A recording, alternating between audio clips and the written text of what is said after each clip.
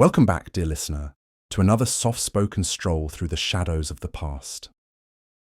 Whether the night is just beginning for you, or you're listening as sleep slowly arrives, I'm happy you've chosen to spend this time here with me.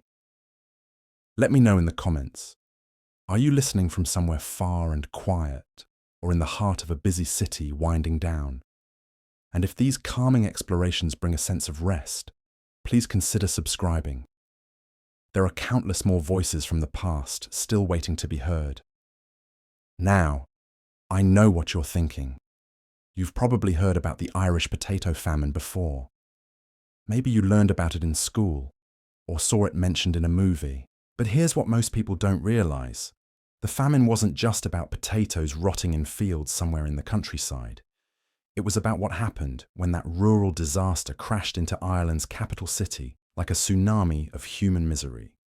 Dublin became ground zero for one of the most devastating humanitarian crises in European history, and the streets themselves became witnesses to stories that will make you question everything you thought you knew about survival, community, and what people will do when pushed to the absolute edge. In this video, I'm going to take you on a journey through those famine streets of 1840s Dublin. We're going to walk alongside real people whose names have been preserved in parish records, workhouse documents, and newspaper accounts. We're going to see how entire neighborhoods transformed from bustling communities into ghost towns almost overnight. And we're going to uncover the incredible, heartbreaking, and sometimes shocking ways that ordinary Dublin residents tried to survive when their world literally collapsed around them. But here's what makes this story even more compelling. I'm not just going to tell you what happened. I'm going to show you exactly how it happened, street by street, family by family, day by day. We're going to meet Mary O'Sullivan, a seamstress from Liberties who watched her neighborhood empty out house by house. We're going to follow Patrick Byrne, a dock worker whose daily routine changed from loading ships to searching for scraps of food in the most unlikely places. And we're going to witness the transformation of Dublin's most famous streets through the eyes of people who never imagined they would live to see their city become unrecognizable.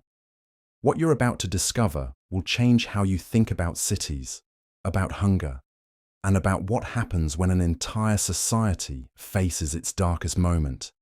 Because this isn't just Irish history, this is human history. And the lessons from those Dublin streets in the 1840s echo through every major crisis we've faced since then. The year 1845 started like any other in Dublin. The city was growing, trade was flowing through the port, and families were making plans for the future. Catherine Murphy was one of those people making plans. She lived on Francis Street in the Liberties, one of Dublin's oldest neighborhoods, where she ran a small shop selling household goods to local families. Her mornings began before dawn, arranging her wares and preparing for another day of steady, if modest, business. Catherine had no way of knowing that by the end of that year, everything she understood about her world would begin to crumble. She couldn't have predicted that the families who bought soap and candles from her shop would soon be selling their furniture just to buy bread. She never imagined that Francis Street, with its familiar sounds of cartwheels on cobblestones and neighbours calling to each other from their doorways, would become a corridor of empty houses and boarded windows. But that's exactly what happened. And it started not with dramatic announcements or obvious signs of disaster, but with whispers, quiet conversations between customers about strange reports from the countryside. Farmers talking about their potato crops looking different this year. Nothing alarming, mind you, just different. By October of 1845, those whispers had turned into worried discussions. The potato blight had arrived in Ireland, and while Dublin residents couldn't see the blackened fields for themselves, they began to feel the effects in ways that seemed almost insignificant at first. The price of potatoes in the city markets crept upward. Vendors who usually had abundant supplies found themselves running out earlier in the day. Families who depended on potatoes as their primary food source started to stretch their meals with whatever else they could afford. For Catherine Murphy, The changes revealed themselves through her customers. Mrs. Flanagan, who came by every Tuesday for soap, mentioned that she might need to skip a week.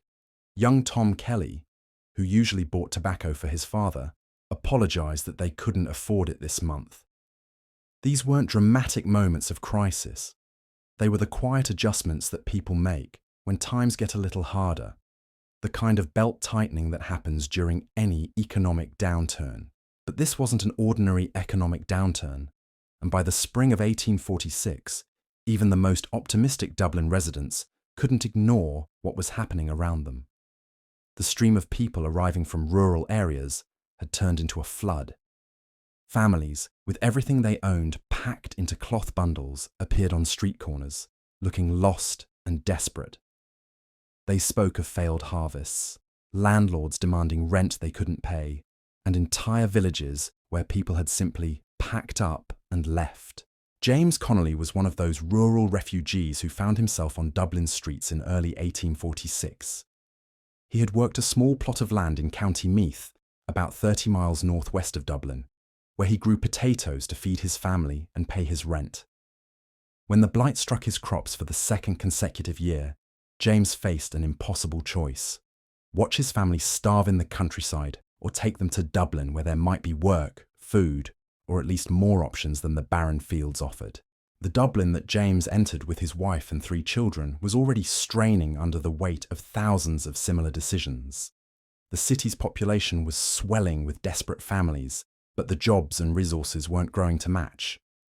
James quickly discovered that the Dublin labour market, which had seemed like salvation from a distance, was now flooded with men just like him, all competing for the same scarce opportunities. His first night in Dublin, James and his family slept in a doorway on Capel Street, huddled together under the single blanket they had managed to bring from home. His wife, Margaret, clutched their youngest child, barely 2 years old, while their older children pressed close for warmth. The sounds of the city at night, so different from the quiet countryside they had known, kept them awake. The clip-clop of horses pulling late carriages, the distant shouts from taverns, and the shuffling footsteps of other homeless families searching for shelter. What struck James most powerfully during those first weeks in Dublin wasn't just his own family's suffering, but the sheer number of people experiencing the same desperate circumstances. Every street corner seemed to have its cluster of rural refugees. Every doorway had become someone's temporary home. The city's churches, which had always provided some charity to the poor, were overwhelmed by the scale of need.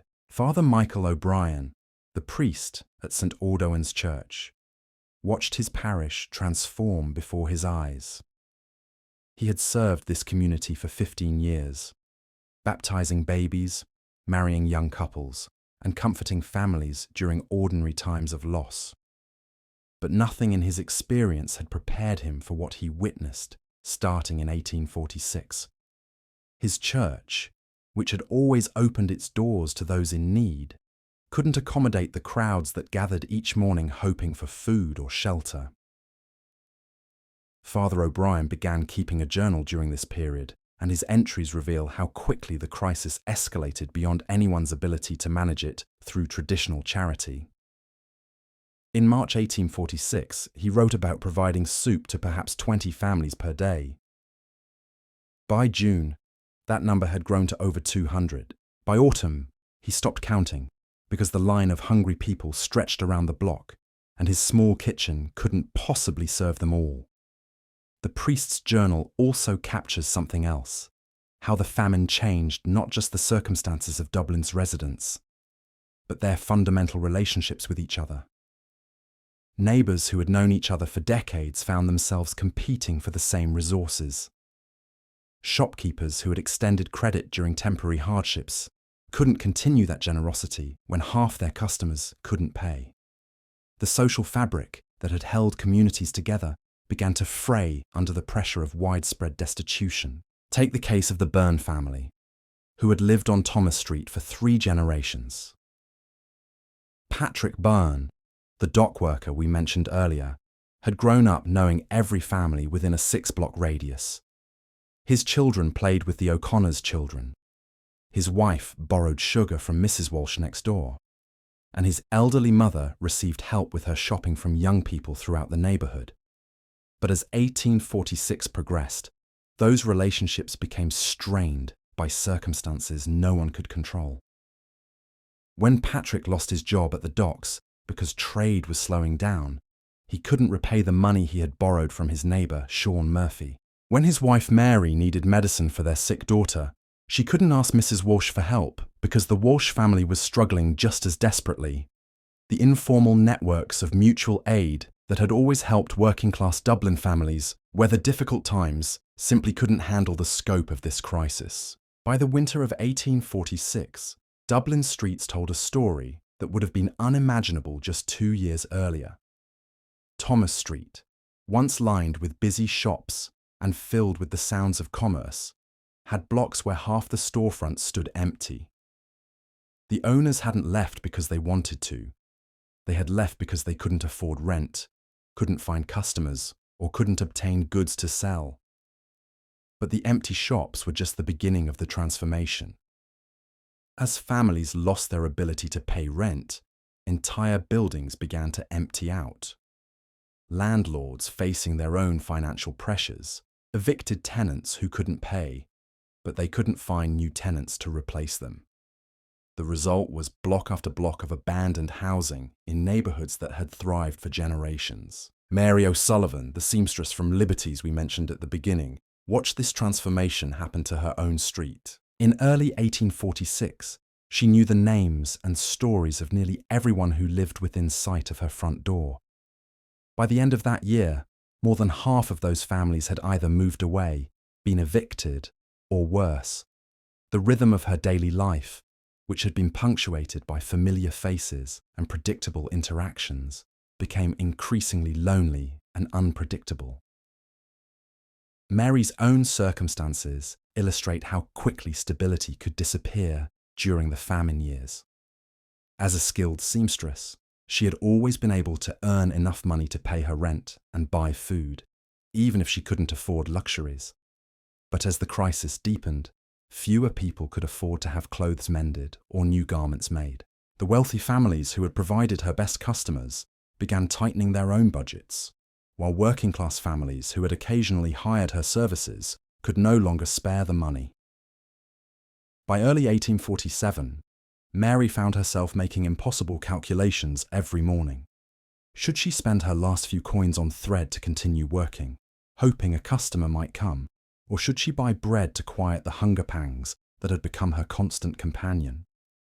The needle that had been her livelihood for 20 years now felt heavy in her weakened hands, and the fine detail work that had once been her specialty became nearly impossible when her vision blurred from malnutrition.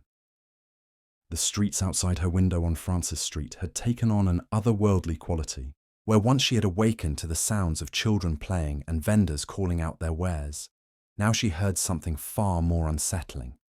The soft shuffle of bare feet on cobblestones, the weak coughs that echoed off empty buildings, and long stretches of silence that felt unnatural in what had always been a bustling neighborhood. But perhaps the most haunting change was in the faces of the people who remained. Mary had always prided herself on recognizing everyone in her area, but now she found herself staring at neighbors she had known for years, unable to identify them. The famine had carved away not just flesh, but the familiar features that made people recognizable. Cheekbones that had never been prominent now jutted sharply from gaunt faces. Eyes that had sparkled with life now sat deep in shadowed sockets. Children who had been plump and rosy-cheeked just months before now looked like elderly people trapped in small bodies. This physical transformation of Dublin's population created a strange psychological effect that many survivors would later struggle to describe. The city began to feel like it was populated by ghosts of the people who had once lived there. Margaret Byrne, Patrick's wife, wrote in a letter to her sister in America that walking through their neighborhood felt like moving through a dream where everything looked familiar but wrong, like seeing your own reflection in a funhouse mirror. The city's response to this crisis reveals both the best and worst of human nature under extreme pressure. Dublin's Lord Mayor, along with several wealthy merchants, established relief committees that organised soup kitchens in various neighbourhoods. These efforts, while well-intentioned, quickly became overwhelmed by the scale of need they encountered. The soup kitchen established at the Mendicity Institution on Island Bridge became a daily destination for thousands of Dublin residents. Every morning before dawn, lines began forming outside the building, stretching back along the quays and into the surrounding streets. The people in these lines represented a cross-section of Dublin society that would have been unthinkable just a few years earlier. Former shopkeepers stood beside day labourers, seamstresses like Mary O'Sullivan waited alongside dock workers like Patrick Byrne, and children who had once attended school now spent their days queuing for a bowl of thin broth. Eleanor Fitzgerald, a volunteer at the soup kitchen, kept detailed records of what she witnessed during those months. Her accounts provide a window into the daily reality of famine Dublin that official reports couldn't capture. She wrote about the elderly man who collapsed while waiting in line, too weak from hunger to stand for the 2 hours it took to reach the front. She described the mother who divided her single bowl of soup among her 3 children, claiming she wasn't hungry while her own hollow cheeks told a different story. But Eleanor also recorded moments of extraordinary kindness that emerged even in the darkest circumstances. She wrote about strangers sharing their place in line with pregnant women, about teenagers helping elderly neighbours navigate the crowds, and about people who had almost nothing still finding ways to help those who had even less. The soup itself became a symbol of both salvation and humiliation for many Dublin residents. Thomas Murphy, a former clerk who had lost his position when his employer's business failed, described the psychological struggle of accepting charity for the first time in his life. He had grown up believing that hard work and moral character would always provide for a family's basic needs. Standing in that soup line forced him to confront the reality that individual effort meant nothing when the entire economic system collapsed around you. The recipe for the soup distributed at Dublin's relief kitchens was deliberately basic: water, a small amount of grain, and whatever vegetables could be obtained cheaply. It provided just enough nutrition to prevent immediate starvation, but not enough to restore health or strength. This thin gruel became the primary sustenance for thousands of Dublin families throughout 1847 and 1848. And its inadequacy showed in the continuing physical decline of the city's population. Dr. William Stokes, who worked at Meath Hospital during the famine years, documented the medical effects of prolonged malnutrition on Dublin's residents. His case notes describe conditions he had never encountered before. Children with the swollen bellies and thin limbs characteristic of severe protein deficiency. Adults whose wounds wouldn't heal because their bodies lacked the resources for repair. And families where multiple members suffered from diseases that healthy immune systems would have easily fought off. The doctor's records also reveal how the famine created new forms of illness that went beyond simple hunger. He treated increasing numbers of patients for what would now be recognized as severe depression and anxiety, conditions brought on by the constant stress of not knowing where the next meal would come from. He saw families torn apart, not by death, but by the impossible decisions that starvation forced upon them. One case that particularly haunted Dr. Stokes involved the Kelly family from Dorset Street. John Kelly, a carpenter, had injured his hand in an accident that prevented him from working. His wife Sarah was pregnant with their 4th child, and their 3 existing children ranged in age from 2 to 8 years old. When the family's savings ran out, Sarah made a decision that she never could have imagined making under normal circumstances. She took their 2 oldest children to the workhouse, hoping they would be fed there while keeping the youngest child with her. The Dublin workhouse system, designed to provide assistance to the city's poor, became grotesquely overcrowded during the famine years. The South Dublin Union Workhouse, built to accommodate about 2,000 people, housed more than 9,000 at the height of the crisis.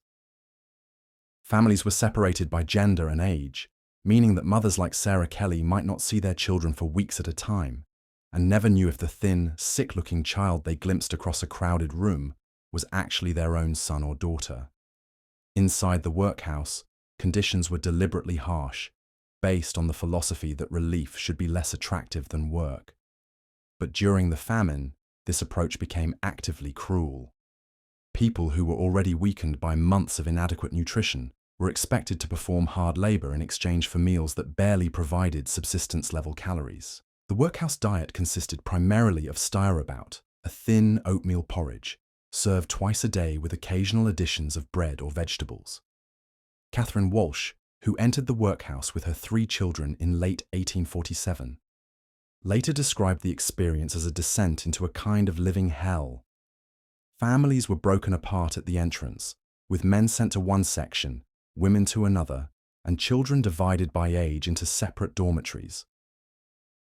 Catherine didn't see her husband for 6 weeks after their admission, and when they finally encountered each other across the workhouse yard, she barely recognized the gaunt, hollow-eyed man who had once been her strong, confident spouse. The children's section of the workhouse presented its own horrors. Young people who had grown up in loving families found themselves in overcrowded dormitories where disease spread rapidly and supervision was minimal. Many children developed a condition that staff called workhouse cough, a persistent respiratory illness brought on by poor ventilation, inadequate clothing, and weakened immune systems. The sound of dozens of children coughing throughout the night became one of the most haunting memories that workhouse survivors carried for the rest of their lives. But even more disturbing than the physical conditions was the psychological impact of workhouse life on Dublin's children. Kids who had once played freely in the streets, who had known the security of family routines and familiar neighborhoods, found themselves in an institutional environment designed to strip away individuality and hope. Many developed a listless, vacant expression that workhouse staff learned to recognize as a sign of complete despair. The records kept by workhouse administrators during this period reveal the staggering scale of human suffering concentrated in these institutions. Daily death tolls that had once been recorded in single digits now reach double figures. Burial records show that many people died not from dramatic illnesses, but from what officials euphemistically called exhaustion, meaning their bodies simply gave up after months of inadequate nutrition and constant stress. Yet even within this system designed to dehumanize its residents, individual stories of resilience and connection emerged. Margaret Donnelly, a young woman from Smithfield who entered the workhouse pregnant and alone, gave birth to her daughter within the institution's walls. Despite the regulations that severely limited contact between mothers and children, Margaret found ways to maintain a relationship with her baby, sneaking moments of tenderness and care that helped both of them survive the institutional environment. The workhouse experience also created unlikely bonds between people who might never have interacted under normal circumstances. Bridget O'Malley, a former servant from a middle-class household, found herself sharing a dormitory with women who had worked as street vendors, seamstresses, and labourers. Their different backgrounds meant nothing in the face of their shared circumstances, and many formed friendships that lasted long after the famine ended. Outside the workhouse walls, Dublin's streets continued their slow transformation from a functioning city into something resembling a disaster zone. Entire blocks stood empty, their windows boarded up or broken, their doors sealed shut. The few shops that remained open had almost nothing to sell, and the shopkeepers who persisted did so more out of habit than hope of profit. The few remaining street vendors who still attempted to sell their wares had adapted to circumstances that would have seemed impossible just years before. Michael O'Leary, who had operated a fruit cart on Dame Street for over a decade, now found himself selling items he never would have considered merchandise in better times. Scraps of cloth, broken pottery that could still hold water, even worn shoes that had been discarded by their original owners. Anything that might have value to people who had nothing left to trade. Michael's daily routine had become a grim dance of survival that reflected the broader transformation of Dublin's street life. He would rise before dawn, not to purchase fresh fruit from suppliers as he once had, but to search through areas where better-off residents might have thrown away items that desperate people could use. A torn coat that could still provide warmth, a cracked bowl that could still hold soup, a book whose pages could be used to start fires. These had become the currency of Famine Dublin. The social hierarchies that had once defined Dublin's street interactions had collapsed as completely as the economy itself. Michael found himself negotiating with customers who had once been far above his social station. Former clerks, shopkeepers, even the occasional gentleman who had fallen on impossibly hard times.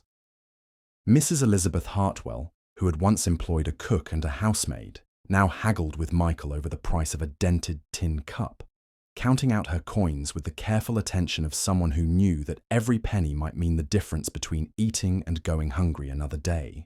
The bargaining that took place on Dublin streets during these months had an intensity that went far beyond normal commercial transactions. Every purchase carried the weight of life and death decision-making.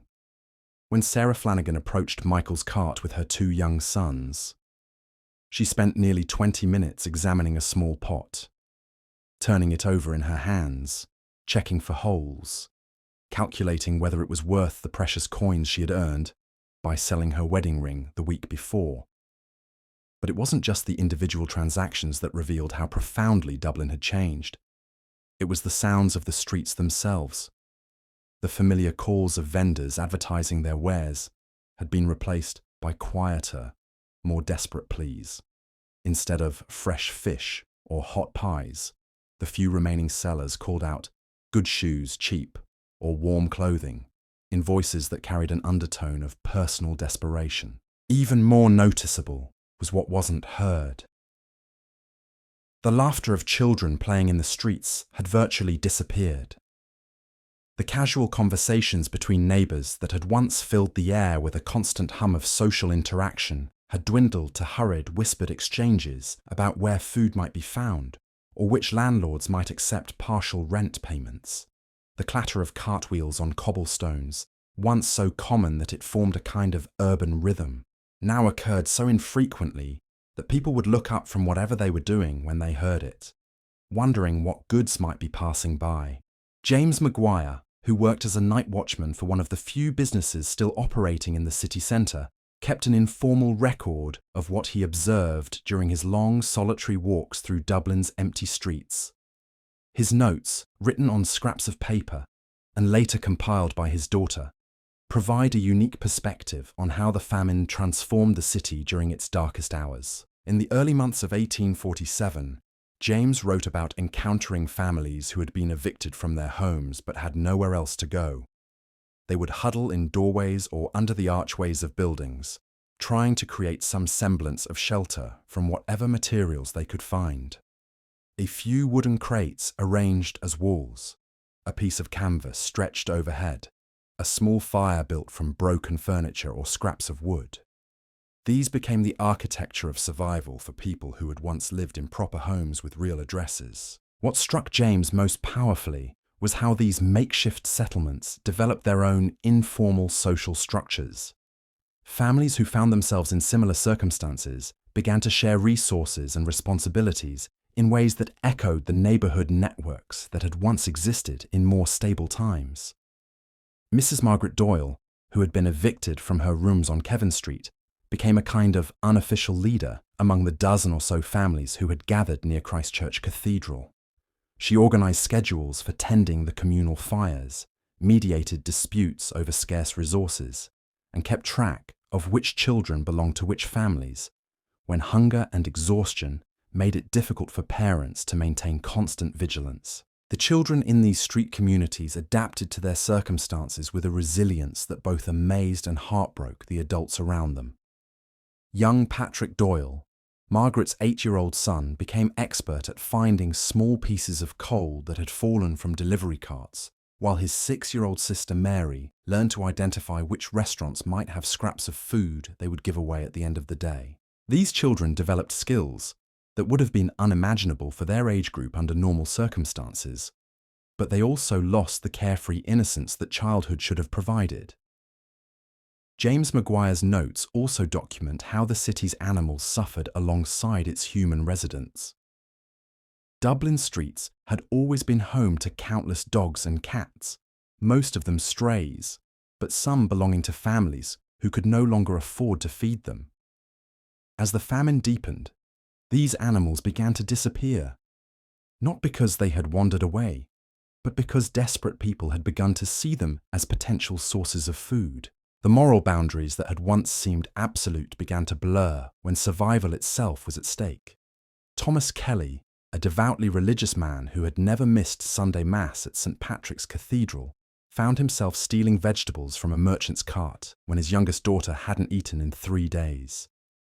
The shame he felt was almost as painful as the hunger, but the sound of his child crying from weakness overwhelmed any other consideration. These individual moral crises reflected a broader breakdown of social norms that had once held Dublin's communities together. Dr. James Little, who served as a magistrate in addition to his medical practice, noted a dramatic increase in petty theft during 1847 and 1848. But what troubled him most wasn't the crimes themselves, which he understood were driven by desperation rather than malice, but the way they eroded the trust that neighborhoods needed to function.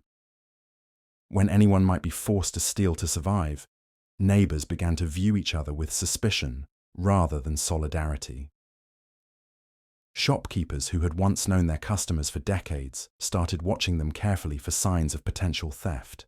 Families began hiding their few remaining possessions, even from friends who had previously been welcome in their homes. The social fabric that had once made Dublin's working-class neighbourhoods feel like extended families began to unravel under the pressure of widespread destitution. But even as traditional social structures collapsed, new forms of human connection emerged from the shared experience of suffering. The soup kitchen lines, as degrading as many people found them, also became places where strangers formed unlikely bonds. Mary Sullivan, the seamstress from Francis Street, met Anna Murphy, a widow from the Coombe, while both were waiting for their daily ration. Despite coming from different neighbourhoods and social backgrounds, they discovered a natural compatibility that led them to share information about where work might be found, which landlords might accept late rent payments, and how to stretch meagre resources to last another day. These relationships formed in soup kitchen lines often became lifelines for people who had lost their traditional support networks. When Mary Sullivan became too weak to stand in line for hours, Anna Murphy would collect her ration as well as her own.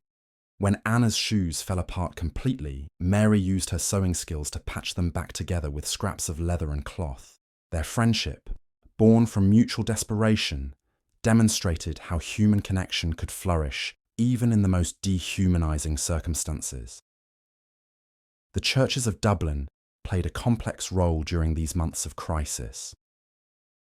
While institutions like St. Auden's provided what charity they could, many religious leaders struggled with the theological implications of the disaster unfolding around them. Father Patrick O'Sullivan at St. Catherine's Church found himself questioning doctrines he had preached confidently for years when faced with the reality of innocent children dying from starvation. His Sunday sermons during the famine period, preserved in parish records, reveal a man wrestling with fundamental questions about divine justice and human suffering. How could a loving God permit such widespread agony?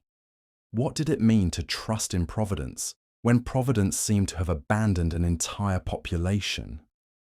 Father O'Sullivan's evolving theology, shaped by the daily reality of blessing the bodies of famine victims, would influence Irish Catholic thought for generations to come. The Protestant churches faced their own challenges during this period, as denominational boundaries that had once seemed important began to matter less in the face of universal suffering. The Reverend William Erwick at York Street Chapel organised relief efforts that served Catholics and Protestants alike, recognising that hunger made no distinction between different forms of Christian faith. His congregation, despite their own economic difficulties, contributed what they could to support soup kitchens and temporary shelters that helped anyone in need. These ecumenical efforts represented a small, bright spot in the overwhelming darkness of famine Dublin, but they also highlighted how inadequate private charity was in addressing a crisis of this magnitude. Even when every church, every charitable organisation, and every wealthy individual contributed everything they possibly could, the scale of need far exceeded their combined resources. The city's medical professionals found themselves confronting diseases and conditions they had only read about in textbooks. Dr. Richard Carmichael at the Richmond Hospital began seeing cases of scurvy, a condition he had associated with sailors on long voyages, not with people living in the heart of Ireland's capital city. The vitamin deficiencies caused by months of inadequate nutrition manifested in symptoms that seemed to belong to earlier centuries rather than the modern world of the 1840s. But the most challenging cases for Dublin's doctors weren't necessarily the most dramatic ones. Dr. Carmichael wrote extensively about what he called famine fever, a condition that seemed to combine physical weakness with a kind of psychological collapse. Patients would arrive at the hospital not with specific injuries or illnesses, but with a general failure to thrive that encompassed both body and spirit. Their bodies were consuming themselves for energy, while their minds seemed to retreat from a reality that had become too painful to fully engage with. These cases forced medical professionals to confront the limitations of their training and their understanding of human health. Traditional treatments that had worked for specific ailments proved useless when the underlying problem was systematic starvation.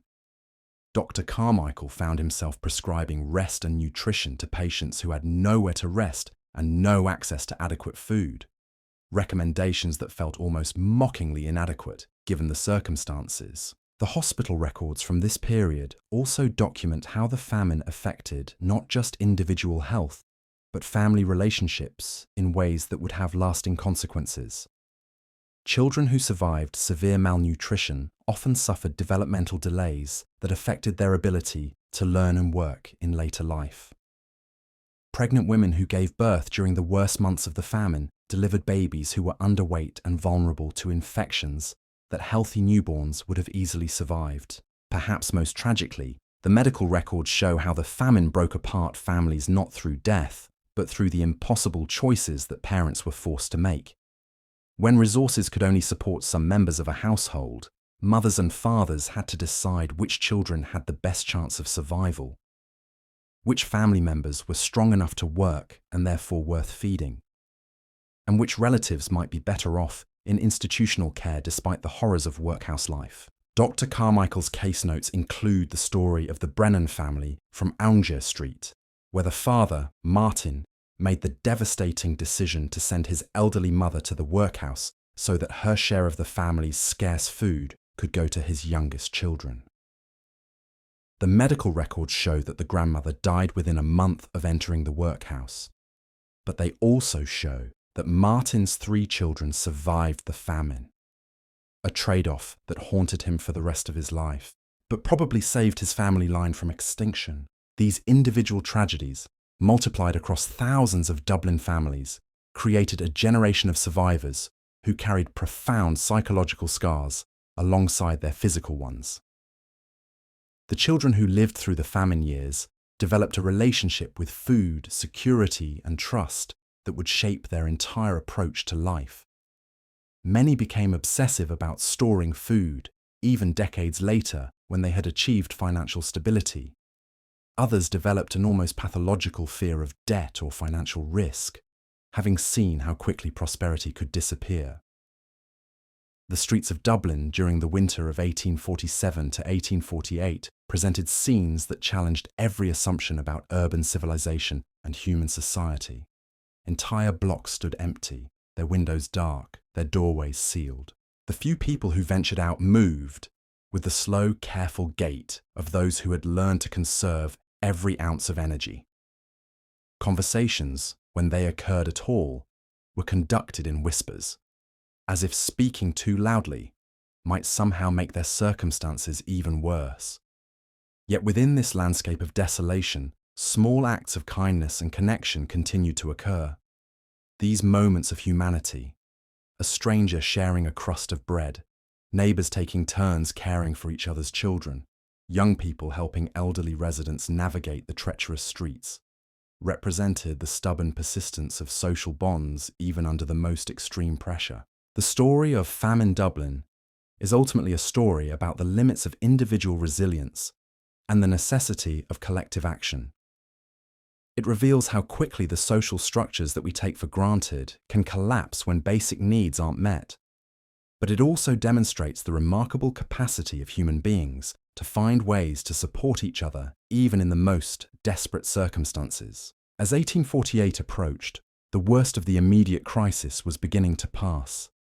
But the scars it left on Dublin's streets, buildings and people would remain visible for generations.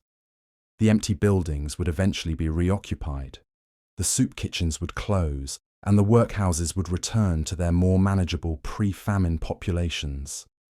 But the knowledge of what had happened, of how close an entire city had come to complete social collapse, would become part of Dublin's collective memory in ways that shaped its identity for decades to come. The spring of 1848 brought with it a cruel irony that would haunt Dublin's survivors for years to come. Just as the first green shoots began to appear in the city's few remaining gardens, the human landscape remained barren and broken. The worst of the potato blight had passed, but recovery from such devastation couldn't be measured in seasons or even years. It would take decades for Dublin to heal from wounds that had cut so deep into the fabric of urban life. Margaret Byrne stood at her window on Thomas Street, looking down at what had once been her neighbourhood's busiest corner. The building that had housed Murphy's Bakery for 3 generations stood empty, its windows reflecting nothing but sky. The Kelly's house next door had been boarded up since Christmas, when the family simply vanished one morning, leaving behind only the faint smell of their last fire and a child's rag doll on the doorstep. But it wasn't the empty buildings that disturbed Margaret most deeply. It was the people who remained. She watched as her neighbour, Mrs. Catherine Walsh, emerged from her doorway to make the daily journey to the nearest soup kitchen. Catherine had once been known throughout the area for her robust figure and booming laugh that could be heard 3 houses away.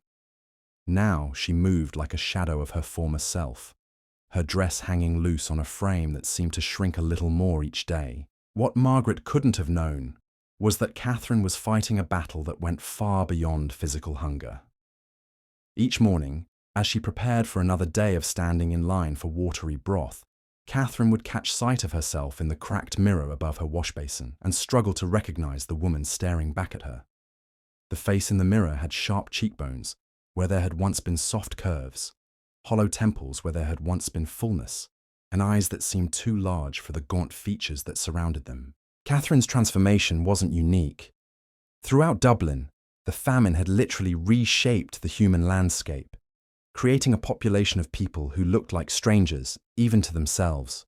Children who had been plump and rosy-cheeked just 2 years earlier now resembled elderly people trapped in small bodies, their faces marked by a premature wisdom that came from witnessing too much suffering too early in life.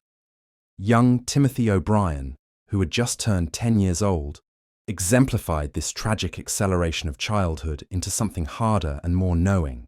Before the famine, Timothy had spent his days playing with wooden hoops in the street and helping his mother tend their small garden behind their rooms on Kevin Street. Now he spent his mornings searching through refuse piles for anything that might be useful, his afternoons standing in soup kitchen lines, and his evenings helping his weakened father navigate the increasingly dangerous streets. Timothy had developed skills that no 10-year-old should have needed. He could identify which buildings might have scraps of coal in their courtyards, which shopkeepers might have damaged goods they were willing to give away, and which areas of the city were safe to traverse after dark. He had learned to read the faces of adults to determine who might be approachable for help and who might be too desperate to be trusted. Most heartbreakingly, he had learned to ignore his own hunger pangs well enough to save part of his soup ration for his younger sister, who was too weak to stand in line for herself. The soup kitchens that had become central to daily life in famine Dublin operated according to a brutal mathematics of survival.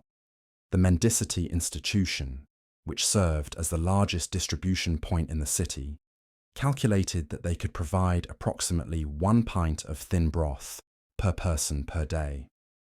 This portion contained perhaps 200 calories, far below what any human being needed to maintain health, but it was enough to prevent immediate death from starvation. Sister Mary Catherine, who supervised the soup distribution at the Mendicity Institution, kept detailed records of the people who came through their doors each day. Her logbooks, filled with careful handwriting that grew increasingly cramped as paper became scarce, document not just numbers, but names, ages, and brief notes about the circumstances that had brought each person to their kitchen. Her entry for March 15th, 1848, records the case of the Flanagan family. Michael Flanagan, age 34, former carpenter, wife Sarah, age 31, children Patrick, age 8, Mary, age 6, baby John, age 18 months. Michael reports no work available in his trade for 6 months. Sarah appears very weak, barely able to hold the baby. Children show signs of severe malnutrition but remain alert. Gave extra portion to Sarah due to nursing needs. What Sister Mary Catherine's official records couldn't capture was the emotional weight of these daily encounters. She watched families who had once been pillars of their communities reduced to grateful recipients of charity that barely sustained life. She saw parents make impossible decisions about how to divide portions that were already inadequate. She witnessed the slow erosion of dignity that came from depending on institutional charity day after day, week after week, month after month. The sister's private journal, discovered years later in the convent archives, reveals the psychological toll that supervising famine relief took on the religious community. "I find myself dreading the dawn," she wrote in April 1848, "not because I do not wish to serve God's children, but because each day brings new faces that are somehow more desperate than the ones before. How do we measure suffering when every person who approaches our door has endured more than any human being should have to bear?" The religious communities throughout Dublin struggled with theological questions that had no easy answers. How could they reconcile their faith in divine providence with the reality of innocent children dying from preventable causes? How could they preach about God's love to families who had lost everything despite their prayers and devotion? How could they maintain hope when each day brought evidence that the crisis was beyond any human institution's ability to solve? Father Thomas Murphy at St. Catherine's Church found himself rewriting sermons that had seemed perfectly appropriate just years before. The comfortable platitudes about trusting in God's plan rang hollow when delivered to a congregation where half the adults had lost children to famine-related diseases, and the other half were slowly watching their own families waste away. His Easter sermon of 1848, preserved in parish records, shows a man wrestling with faith under impossible circumstances. "My dear brothers and sisters," he preached to a congregation that was visibly smaller and frailer than it had been the previous year, "we gather today to celebrate resurrection, to proclaim that death has been conquered and that new life springs eternal. Yet I look into your faces, and I see the marks of suffering that tests our faith more severely than any theological argument ever could. I do not stand before you today with easy answers or comfortable explanations. I stand before you as a fellow traveller on a journey that has led us all through valleys darker than we ever imagined we would have to traverse."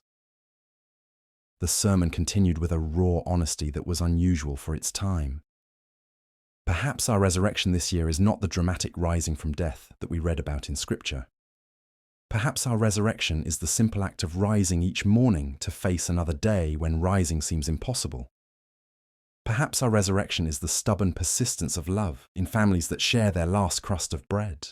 Perhaps our resurrection is the refusal to let suffering destroy the connections between human beings that make us more than just individual theological wrestling wasn't limited to the Catholic Church's bodies struggling to survive. this Protestant doctrines about individual responsibility. Reverend Samuel Mitchell at Christ Church Cathedral found himself questioning and divine reward for moral behavior when confronted with the reality of virtuous families reduced to begging in the streets. His correspondence with church authorities in London reveals a man struggling to maintain religious orthodoxy in the face of evidence that seemed to contradict everything he had been taught about how the world worked. The Reverend's letters describe specific cases that haunted him.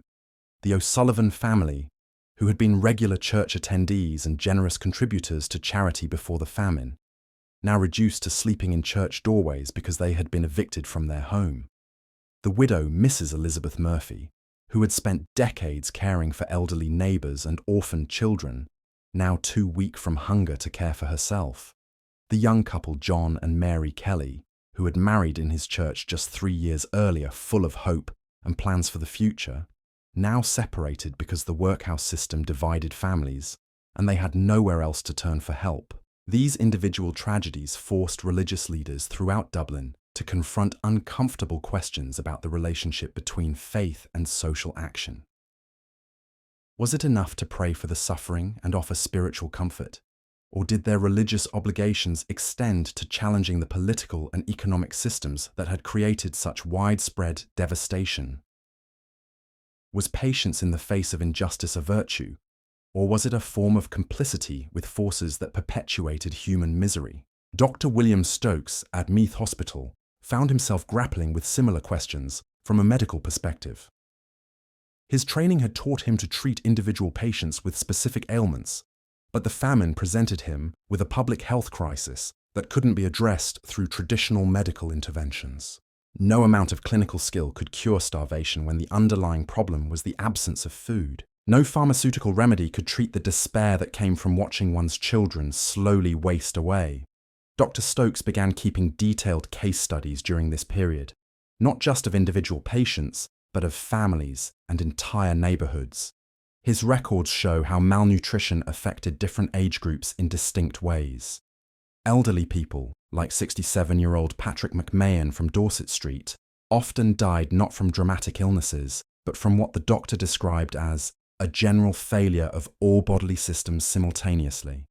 Their hearts, weakened by months of inadequate nutrition, simply stopped beating during sleep.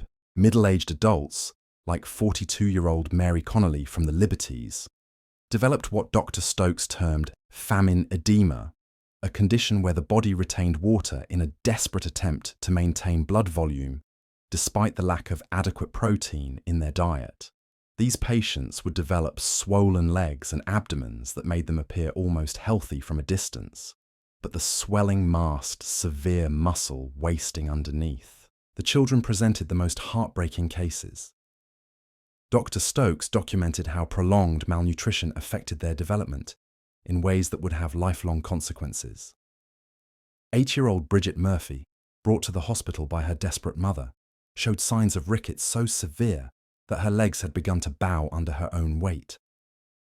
Her younger brother, 6-year-old Sean, had developed the enlarged belly and thin limbs characteristic of kwashiorkor, a protein deficiency disease that Dr. Stokes had only read about in medical journals describing conditions in distant parts of the world.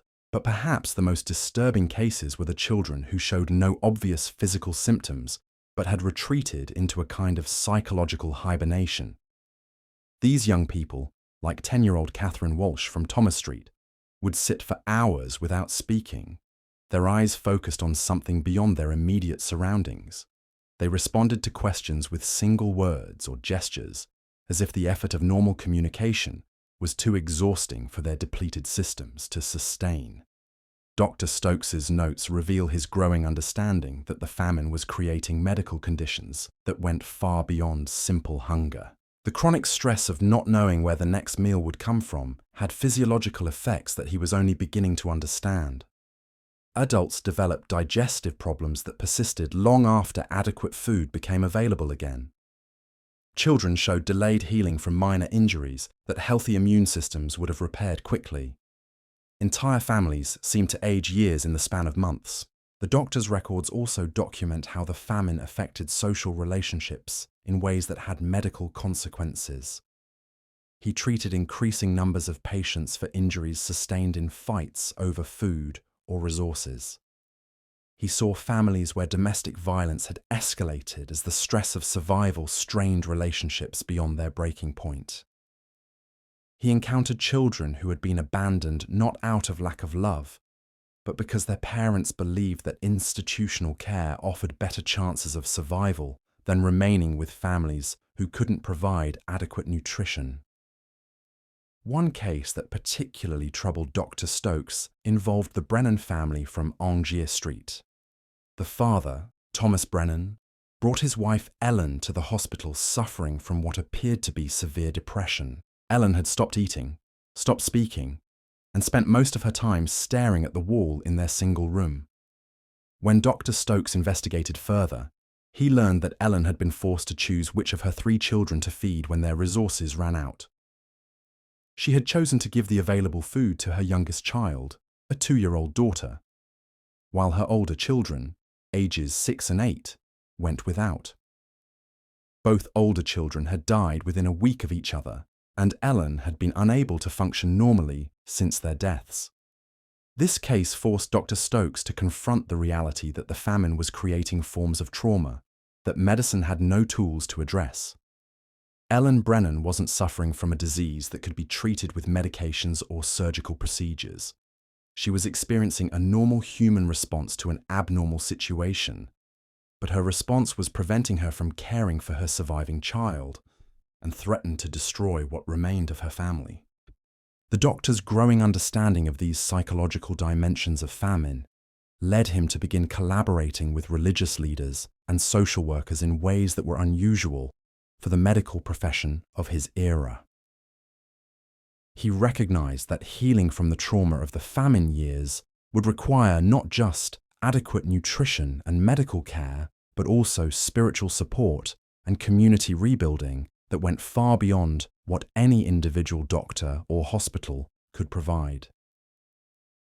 The workhouse system, which had been overwhelmed throughout the worst months of the famine, began to see some reduction in admissions as 1848 progressed, but the people who remained in institutional care presented complex challenges that administrators had never encountered before. Many had been so weakened by their experiences that they couldn't survive outside the workhouse, even when economic conditions began to improve slightly. Others had lost family members who had provided essential support, leaving them without the social networks needed to re-establish independent living. Catherine O'Brien, who had entered the South Dublin Union Workhouse with her 4 children in late 1847, found herself in this impossible situation. Her husband had died of typhus in the workhouse infirmary, leaving her as the sole support for children who were too young and too weak to contribute to the family's survival. The workhouse provided basic shelter and minimal food, but it also separated families and provided no opportunity for Catherine to develop the skills or resources she would need to support her children independently. The workhouse records show that Catherine made multiple attempts to leave the institution with her children, but each time she was forced to return within days or weeks. The casual labour available to women in post-famine Dublin paid wages that couldn't cover both rent and food for a family of 5.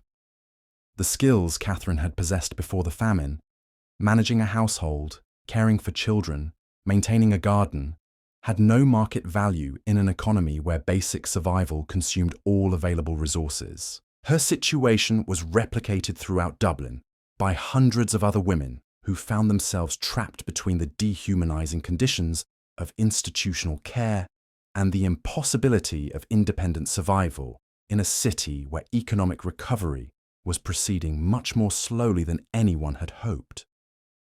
These women, many of whom had been competent managers of their own households just years before, found themselves classified as paupers dependent on public charity with little prospect of ever escaping that classification. The children in these families faced even more complex challenges. Young people like Catherine's 8-year-old son Michael had spent crucial developmental years in institutional settings that provided minimal education and no preparation for eventual independent living. They had missed the informal apprenticeships and family-based learning that had traditionally prepared working-class children for adult roles in their communities. They had no memory of normal family life or stable neighborhoods to guide their expectations about what adulthood might offer. These institutional children, as they came to be known, represented one of the famine's most lasting legacies. They had survived the immediate crisis, but they had been shaped by experiences that left them unprepared for life in normal society.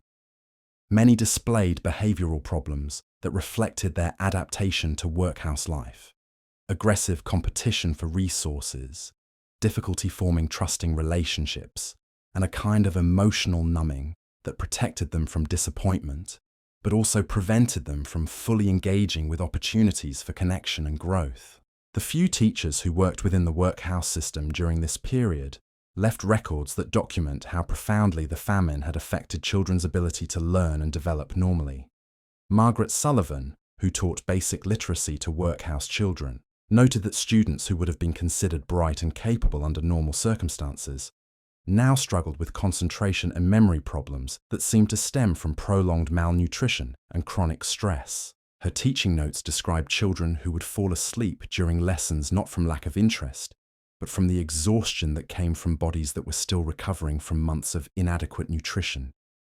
She wrote about students who couldn't focus on reading exercises because they were constantly listening for sounds that might indicate the arrival of food. She documented cases where children who had learned to read before entering the workhouse seemed to have lost those skills, as if the trauma of their experiences had erased educational achievements along with so many other aspects of their previous lives.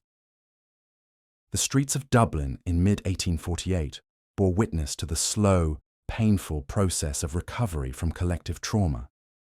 Buildings that had stood empty for months began to show signs of new occupancy, but often by people who were strangers to the neighborhoods they were entering. The social networks that had once connected residents within specific areas had been so thoroughly disrupted that communities were essentially starting over with populations that had no shared history or established relationships. This process of social rebuilding created its own challenges and opportunities. Mary Kelly, who had managed to keep her small shop on Kevin Street open throughout the worst months of the famine, found herself serving customers who were entirely different from the familiar faces she had known for decades. The new residents included famine survivors who had been forced to move from other parts of the city, rural refugees who had decided to remain in Dublin rather than return to the countryside, and even some families who had moved to Dublin from other parts of Ireland where economic conditions remained worse than in the capital. These demographic changes meant that Dublin's neighbourhoods were becoming more diverse in terms of regional origins and local traditions, but they also meant that the informal social supports that had once helped communities weather difficult times needed to be rebuilt from scratch. New residents didn't know which neighbours could be trusted, which local customs should be observed, or how to access the informal networks of mutual aid that had always been essential for working-class survival. Mary Kelly found herself playing an unexpected role in this process of community rebuilding. Her shop became a kind of informal information centre where new residents could learn about their neighbourhoods, where long-time residents could share news about missing friends and relatives, and where the gradual process of establishing new social connections could begin. She extended credit to customers she didn't know, mediated disputes between neighbours who had no shared history, and provided a stability point in communities that were still reeling from the disruptions of the previous years. The challenges of rebuilding weren't limited to residential neighbourhoods. Dublin's commercial districts had been devastated by the famine, and the process of economic recovery was complicated by the fact that both customers and skilled workers had been scattered or lost during the crisis years.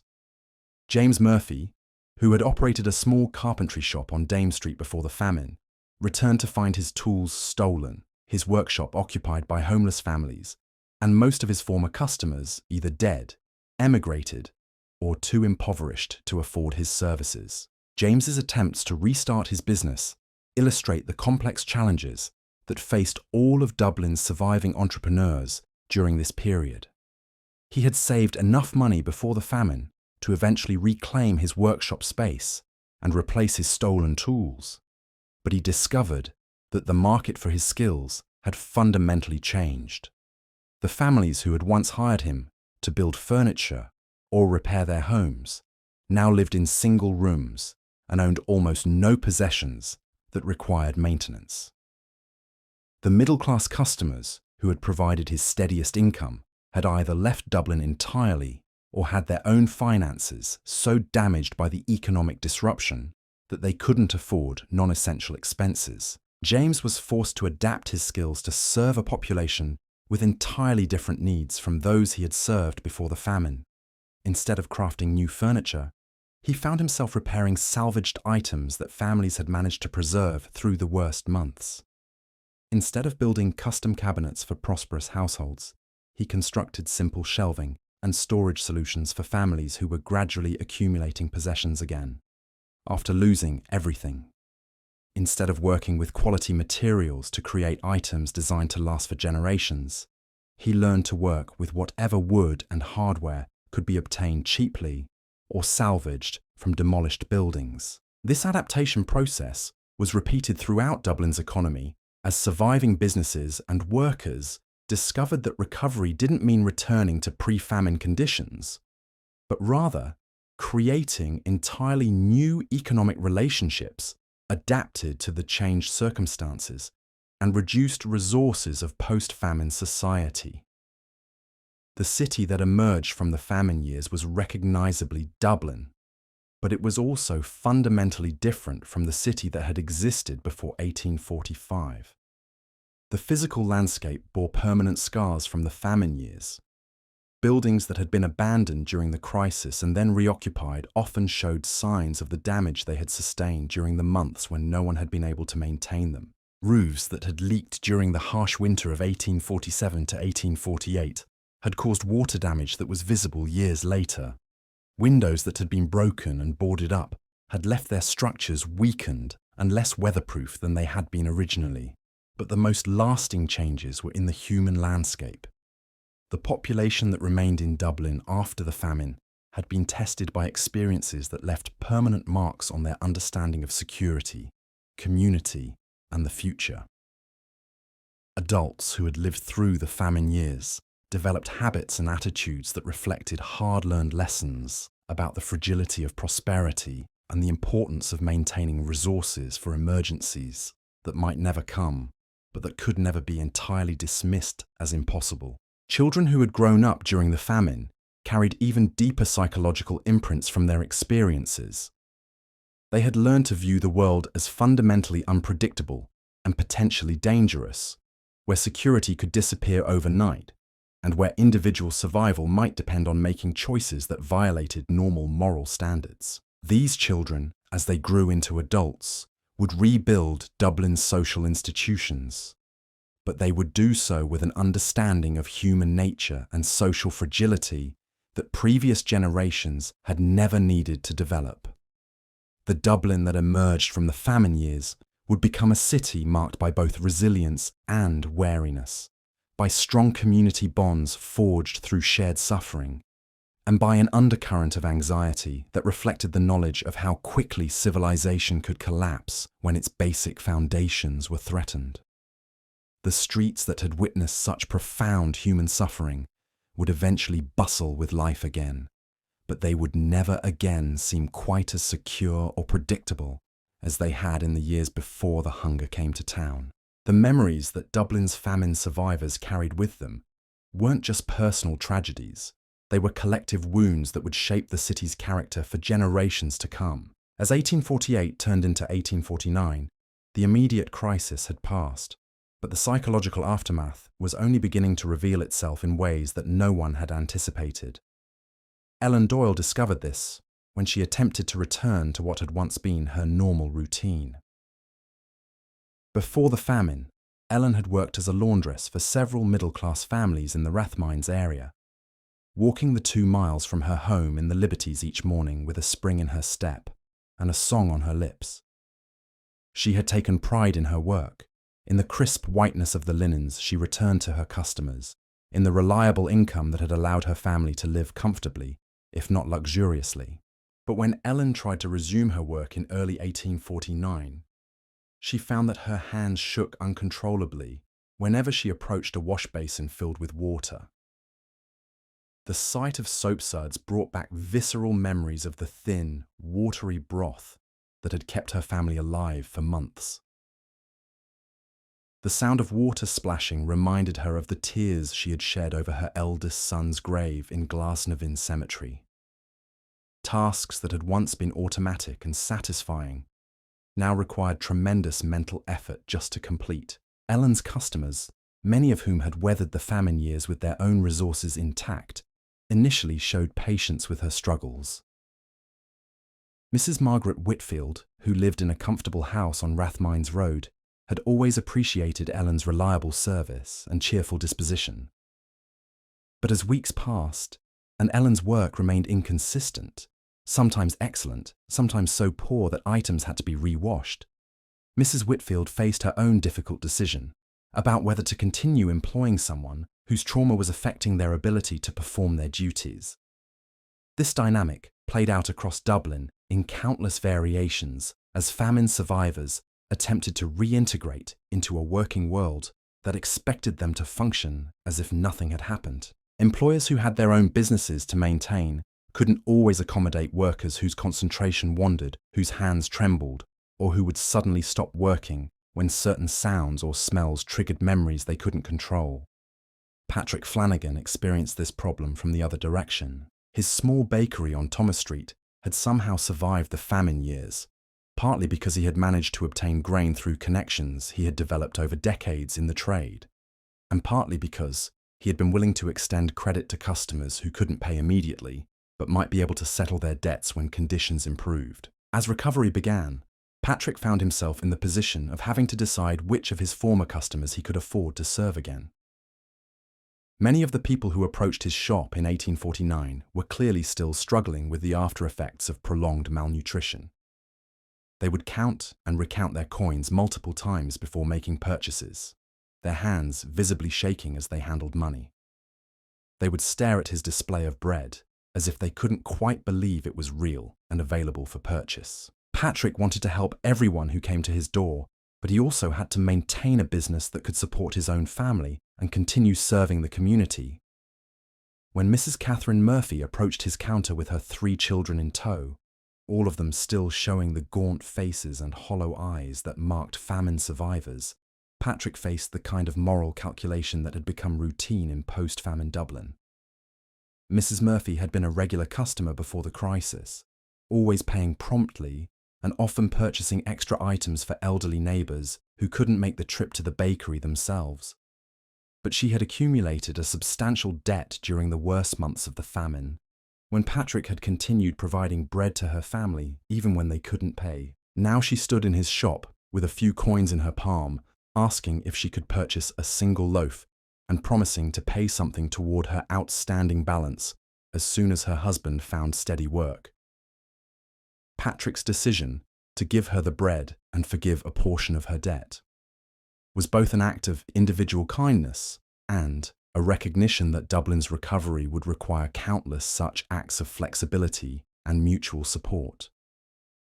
But it also represented the kind of economic calculation that was being repeated throughout the city, as businesses and individuals tried to balance their own survival needs against their obligations to neighbours and community members who were still struggling. The children who had lived through the famine years carried their own complex relationship with the recovery period. 12-year-old Michael Walsh had spent months standing in soup kitchen lines with his mother, watching adults break down in tears when they reached the front only to discover that the day's supply of food had run out before everyone could be served.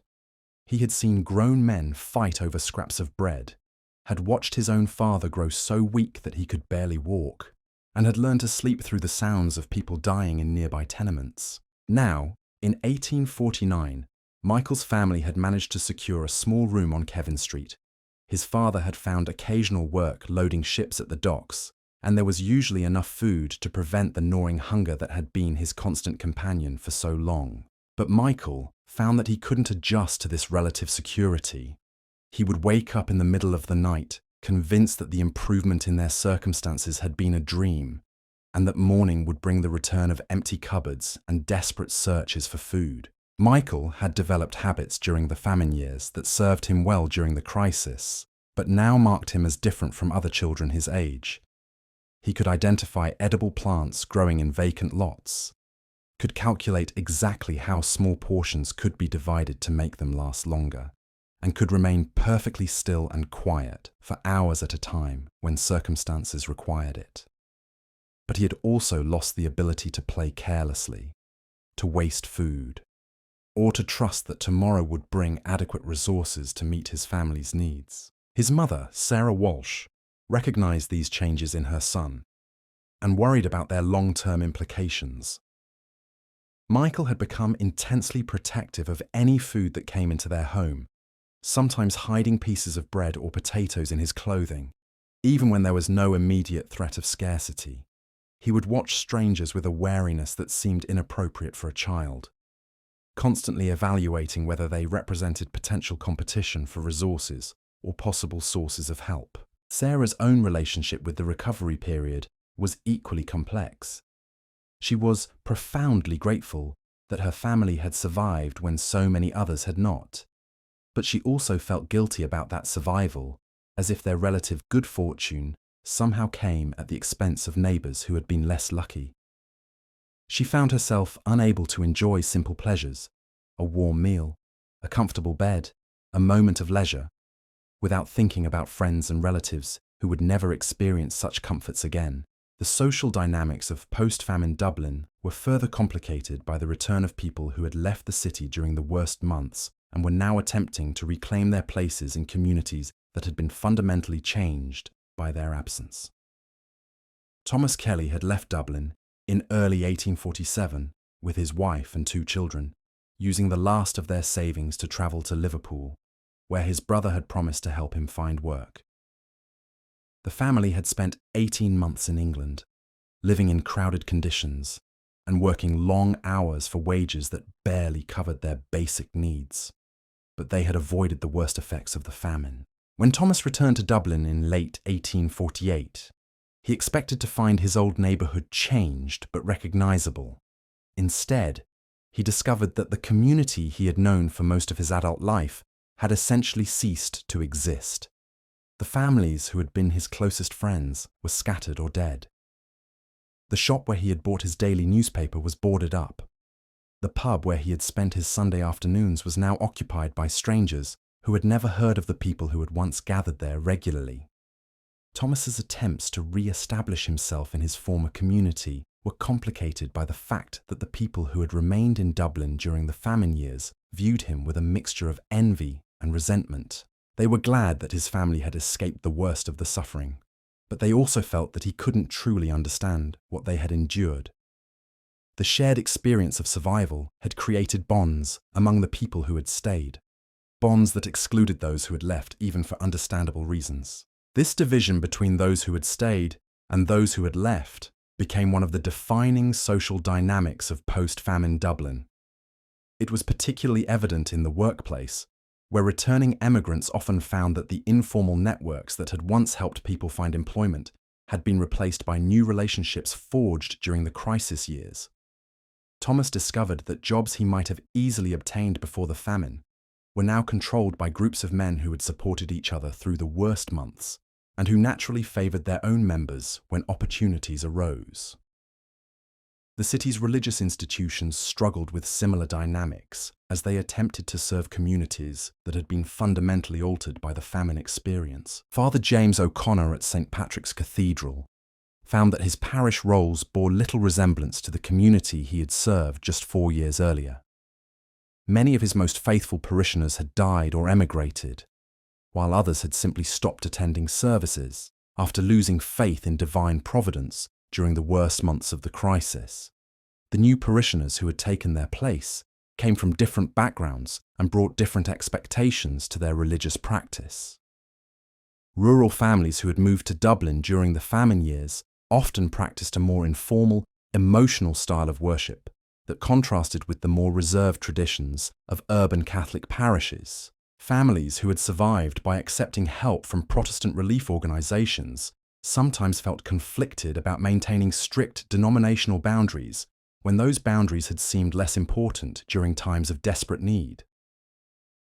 Father O'Connor's sermons during this period, preserved in parish archives, reveal his struggle to address a congregation whose spiritual needs had been shaped by experiences that challenged traditional religious comfort. How could he preach about trusting in God's plan to families who had watched their children die despite their prayers and devotion? How could he encourage hope for the future to people whose understanding of security had been permanently shattered by witnessing how quickly their world could collapse? The priest's solution was to focus his ministry on practical assistance rather than theological explanations. His church became a center for connecting families with employment opportunities, for organizing mutual aid societies that could provide emergency support during temporary crises, and for maintaining networks of communication that help people locate missing relatives and friends. This emphasis on practical Christianity rather than doctrinal instruction became characteristic of Dublin's post-famine religious life. The Protestant churches faced their own challenges in addressing communities that had been transformed by the famine experience. Reverend William Crawford at St. Patrick's Cathedral on Patrick Street had watched his congregation dwindle during the worst months as families either died, emigrated, or simply became too weak to attend services. But he had also seen his church's role in the community expand as denominational barriers broke down in the face of universal suffering. During the famine years, Reverend Crawford had worked closely with Catholic priests to coordinate relief efforts, had opened his church doors to anyone seeking shelter regardless of their religious background, and had discovered that shared human suffering created bonds that transcended theological differences. This experience had changed his understanding of Christian ministry in ways that influenced his approach to rebuilding his congregation during the recovery period. Rather than focusing exclusively on serving Protestant families, Reverend Crawford continued the ecumenical approach that had developed during the crisis years. His church remained a distribution point for emergency assistance to anyone in need, and his Sunday services often included prayers for the welfare of the entire Dublin community rather than just his own denomination. This approach attracted some new members while alienating others who preferred a more traditional denominational focus. The medical community in Dublin faced its own complex challenges as the immediate crisis passed, but the long-term health effects of the famine years became increasingly apparent. Dr. Robert Adams at the Richmond Hospital had treated hundreds of famine victims during the worst months, but he discovered that many of his patients continued to suffer from conditions that seemed to be related to their experiences of prolonged malnutrition and chronic stress. Adults who had survived severe hunger often developed digestive problems that persisted long after adequate food became available. Their bodies seemed to have difficulty processing normal amounts of food after months of adaptation to starvation conditions. Dr. Adams documented cases where patients would become violently ill after eating meals that would have been considered modest under normal circumstances, as if their digestive systems had lost the ability to handle anything beyond the minimal nutrition they had received during the crisis. Children presented even more complex medical challenges. Young people who had experienced severe malnutrition during crucial developmental periods showed delayed growth, learning difficulties, and increased susceptibility to infectious diseases that continued long after their family's economic circumstances had improved. Dr. Adams began to suspect that the famine's effects on children might persist throughout their entire lives, affecting their adult health, their ability to work productively, and even their capacity to bear and raise healthy children of their own. The doctor's case notes from this period document his growing understanding that the famine had created what he termed constitutional weakness in much of Dublin's population.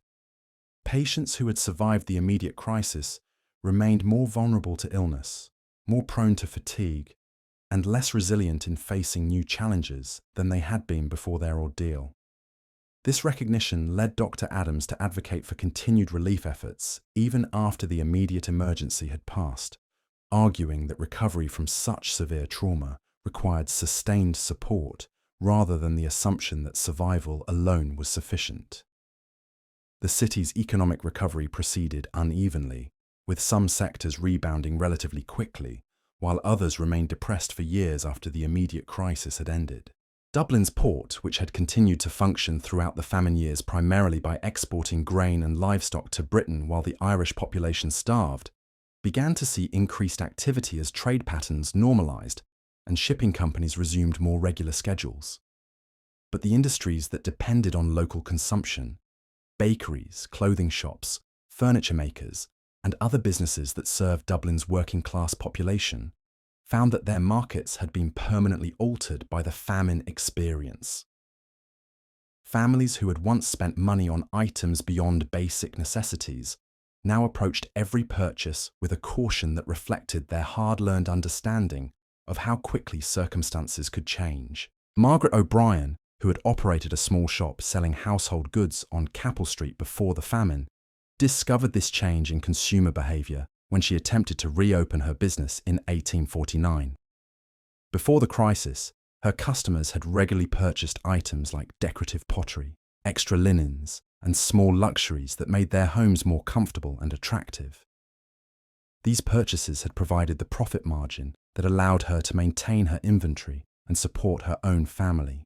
But the customers who returned to her shop in 1849 approached their purchases with an entirely different mindset. They examined every item multiple times before buying, asked detailed questions about durability and necessity, and often left the shop without purchasing anything after lengthy deliberation. Even families whose incomes had returned to pre-famine levels seemed unable to spend money on anything that wasn't absolutely essential for immediate survival. Margaret found herself adapting her inventory to match these changed consumer preferences. Instead of stocking decorative items and household luxuries, she focused on practical goods that could serve multiple purposes, items that were built to last through difficult times, and supplies that families might need during future emergencies. Her shop became less a place where people came to browse and discover things they might enjoy, and more a resource where they came to obtain specific items they had determined they absolutely needed. This shift in consumer behaviour reflected broader changes in how Dublin's population approached planning for the future.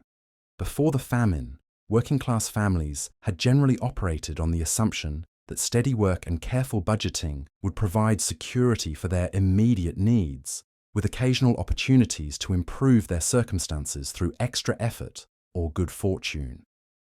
The famine had shattered this assumption by demonstrating that external forces beyond any individual's control could eliminate security almost overnight. The families who survived developed new approaches to financial planning that prioritized emergency reserves over immediate comfort, long-term security over short-term pleasure, and practical preparations for potential future crises over investments in current quality of life. These changes in attitude and behaviour would influence Dublin's economic development for decades to come, creating a culture of caution and conservatism that valued stability above growth and security above opportunity. The physical infrastructure of Dublin also bore lasting marks from the famine years that affected the city's development well into the 1850s and beyond. Buildings that had been abandoned during the crisis often required extensive repairs before they could be safely occupied again. Roofs that had leaked, windows that had been broken, and foundations that had been weakened by neglect created ongoing maintenance challenges that strained the resources of families who were still struggling to re-establish their economic stability. Entire blocks in some neighbourhoods remained partially empty for years after the immediate crisis had passed, not because housing wasn't needed, but because the cost of making abandoned buildings habitable exceeded what most families could afford to pay in rent.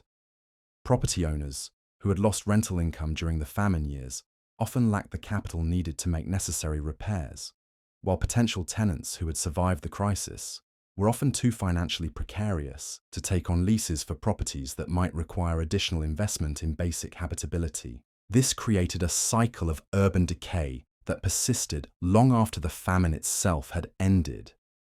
Neighborhoods that had been thriving residential areas before 1845 became characterized by a mixture of occupied and abandoned buildings, with families living in close proximity to structures that served as reminders of the devastation that had recently swept through their community. Children played in streets where empty houses stood as monuments to neighbors who had not survived, creating an environment where recovery and loss coexisted in ways that affected everyone's daily experience. The demographic changes brought about by the famine also had lasting effects on Dublin's social and cultural life. The city had lost not just population numbers, but specific types of people whose absence changed the character of entire communities. Elderly residents, who had often served as repositories of local knowledge and tradition, had died at disproportionate rates during the crisis.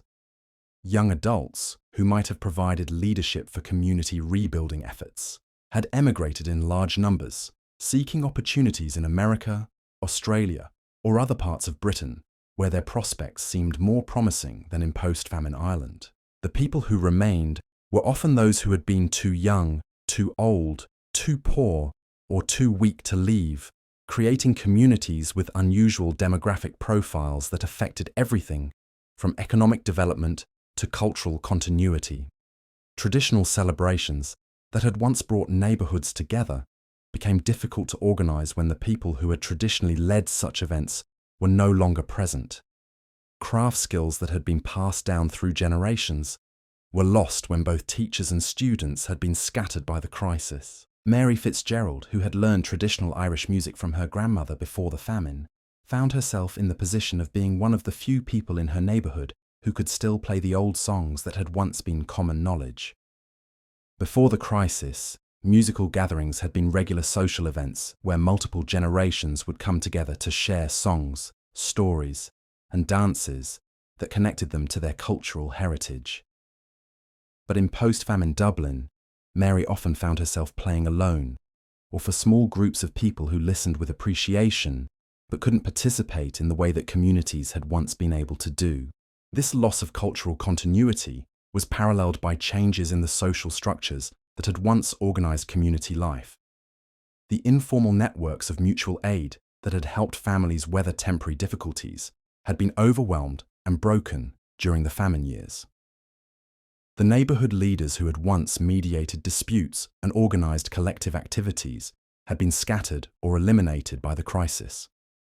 The economic relationships that had connected local businesses with local customers had been disrupted by changes in both supply and demand that made traditional commercial patterns impossible to maintain. Rebuilding these social structures required not just the return of economic stability, but the creation of new relationships and institutions adapted to the changed circumstances of post-famine Dublin. This process was complicated by the fact that many of the people involved had been traumatized by their experiences in ways that made them hesitant to trust new relationships or invest emotionally in community activities that might not prove sustainable. The children who had grown up during the famine years carried these psychological effects into their adult lives, creating a generation of Dublin residents whose approach to social relationships had been shaped by experiences of loss, betrayal, and abandonment that were far beyond what previous generations had typically encountered. These young people had learned to be self-reliant in ways that sometimes made it difficult for them to participate fully in the community-building efforts that recovery required. But they had also learned lessons about resilience, mutual support, and the importance of community bonds that would serve them well as they took on adult responsibilities in a city that was still rebuilding from its worst crisis in memory. The Dublin that emerged from the famine years would be shaped by their experiences, their values, and their understanding of what it meant to be part of a community that had survived the unthinkable and was determined never to be so vulnerable again. The transformation of Dublin during the famine years and its immediate aftermath represents one of the most dramatic examples in European history of how quickly urban communities can be altered by forces beyond their control, and how the process of recovery from such devastation requires not just the restoration of economic conditions, but the rebuilding of social relationships, cultural traditions, and psychological resilience that make communities more than just collections of individual survivors. The streets that had witnessed such profound suffering would eventually bustle with life again. Filled with new residents who had never experienced the hunger years, new businesses adapted to changed economic conditions, and new institutions designed to prevent future crises from having such devastating effects. But they would always carry within their physical fabric and social memory the knowledge of what had happened during those dark months when Dublin came closer to complete social collapse than anyone had previously thought possible. The scars left by the famine years would remain visible in Dublin's architecture, demography, and culture for generations to come, serving as reminders of both human vulnerability and human resilience in the face of challenges that test the very foundations of civilized society. The people who lived through those years, and the children who inherited their memories and their lessons, would build a city that was both wiser and more wary, more compassionate and more cautious than the Dublin that had existed before the hunger came to transform their world forever. The spring of 1849 brought something Dublin hadn't experienced in years, the sound of children laughing in the streets. But if you listened carefully, you'd notice something different about that laughter. It was tentative, almost cautious, as if the children themselves weren't entirely sure they were allowed to be happy again. 10-year-old Bridget Murphy had forgotten what it felt like to run without purpose. During the worst months, every step had been calculated, every movement conserved to preserve what little energy her weakened body could muster. Now, watching her play hopscotch on Francis Street, her mother Mary observed something that both warmed and broke her heart. Bridget would stop mid-game to look around nervously, as if checking to make sure the laughter was safe, that it wouldn't somehow attract the attention of forces that might take away this fragile return to childhood. Mary understood that impulse all too well. She had developed her own peculiar habits during the recovery months. Every morning, she would wake up and immediately check the small cache of food she kept hidden behind a loose brick in their tenement wall. Even though they now had regular meals, even though her husband Patrick had found steady work at the docks again, she couldn't bring herself to trust that tomorrow would bring adequate provisions. The memory of empty cupboards and children crying from hunger had carved itself so deeply into her consciousness that abundance felt like a cruel trick that could be snatched away without warning. Patrick noticed these changes in his wife and daughter, but he was dealing with his own adjustments to post-famine life. The work he had found loading ships at the Dublin docks paid well enough to support his family, but the men he worked alongside were different from his pre-famine colleagues. Some were survivors like himself, carrying the same haunted expressions and careful movements of people who had learned not to waste energy unnecessarily. Others were newcomers to Dublin, rural men who had lost their farms during the crisis and were still learning to navigate city life. The conversations among the dock workers had changed too. Before the famine, their talk had centred on local gossip, sports, and complaints about working conditions. Now their discussions often turned to darker topics: which neighbourhoods still had the most empty houses, which families had lost the most members, which emigrant ships were departing for America, and how much passage cost. There was an undercurrent of restlessness among the men, a sense that even those who had chosen to stay in Ireland were constantly evaluating whether that choice had been the right one. This questioning of fundamental decisions had become characteristic of post-famine Dublin society. People who had once felt rooted in their communities now found themselves constantly assessing their circumstances, always ready to adapt or flee if conditions began to deteriorate again. The assumption that life would continue in predictable patterns had been so thoroughly shattered that even positive changes were viewed with suspicion. Catherine Walsh experienced this psychological shift in her approach to her small tailoring business. Before the famine, she had built her clientele slowly and carefully, developing long-term relationships with customers who trusted her skill and relied on her services for years at a time. She had taken pride in creating garments that would last for decades, investing time and attention in details that wouldn't be immediately visible, but would ensure the longevity and quality of her work. But the customers who came to her shop in 1849 had different priorities. They wanted clothing that could be altered easily as their bodies continued to recover from the effects of prolonged malnutrition. They requested garments that could serve multiple purposes, that could be worn in different seasons, that could be easily mended when they inevitably wore out. Most importantly, they wanted clothing that could be made quickly and cheaply, because spending money on anything that wasn't immediately necessary still felt like a dangerous luxury. Catherine found herself adapting her skills to meet these changed demands, but the work felt less satisfying than it had in earlier years. Instead of creating beautiful, lasting garments that reflected her artistic abilities, she was producing functional items that prioritized practicality over aesthetics. The pride she had once taken in her craftsmanship was replaced by a more pragmatic satisfaction in providing affordable necessities to people who were still rebuilding their lives from almost nothing. The changes in individual behaviour were reflected in broader transformations of Dublin's commercial landscape. Shop owners who had managed to survive the famine years found that their relationships with both suppliers and customers had been fundamentally altered by the shared experience of crisis. Credit arrangements that had once been based on personal relationships and informal trust now required more formal documentation, because too many people had died or disappeared for memory and reputation alone to provide adequate security. James Connolly, who ran a small grocery shop on Thomas Street, had extended credit to dozens of families during the worst months of the famine, understanding that their survival might depend on his willingness to provide food, even when they couldn't pay immediately. Some of those families had eventually settled their debts as conditions improved, but many others had simply vanished, dead, emigrated, or moved to other parts of the city where they could start over without the burden of obligations they couldn't meet. James's ledger books from this period tell the story of Dublin's recovery in stark numerical terms.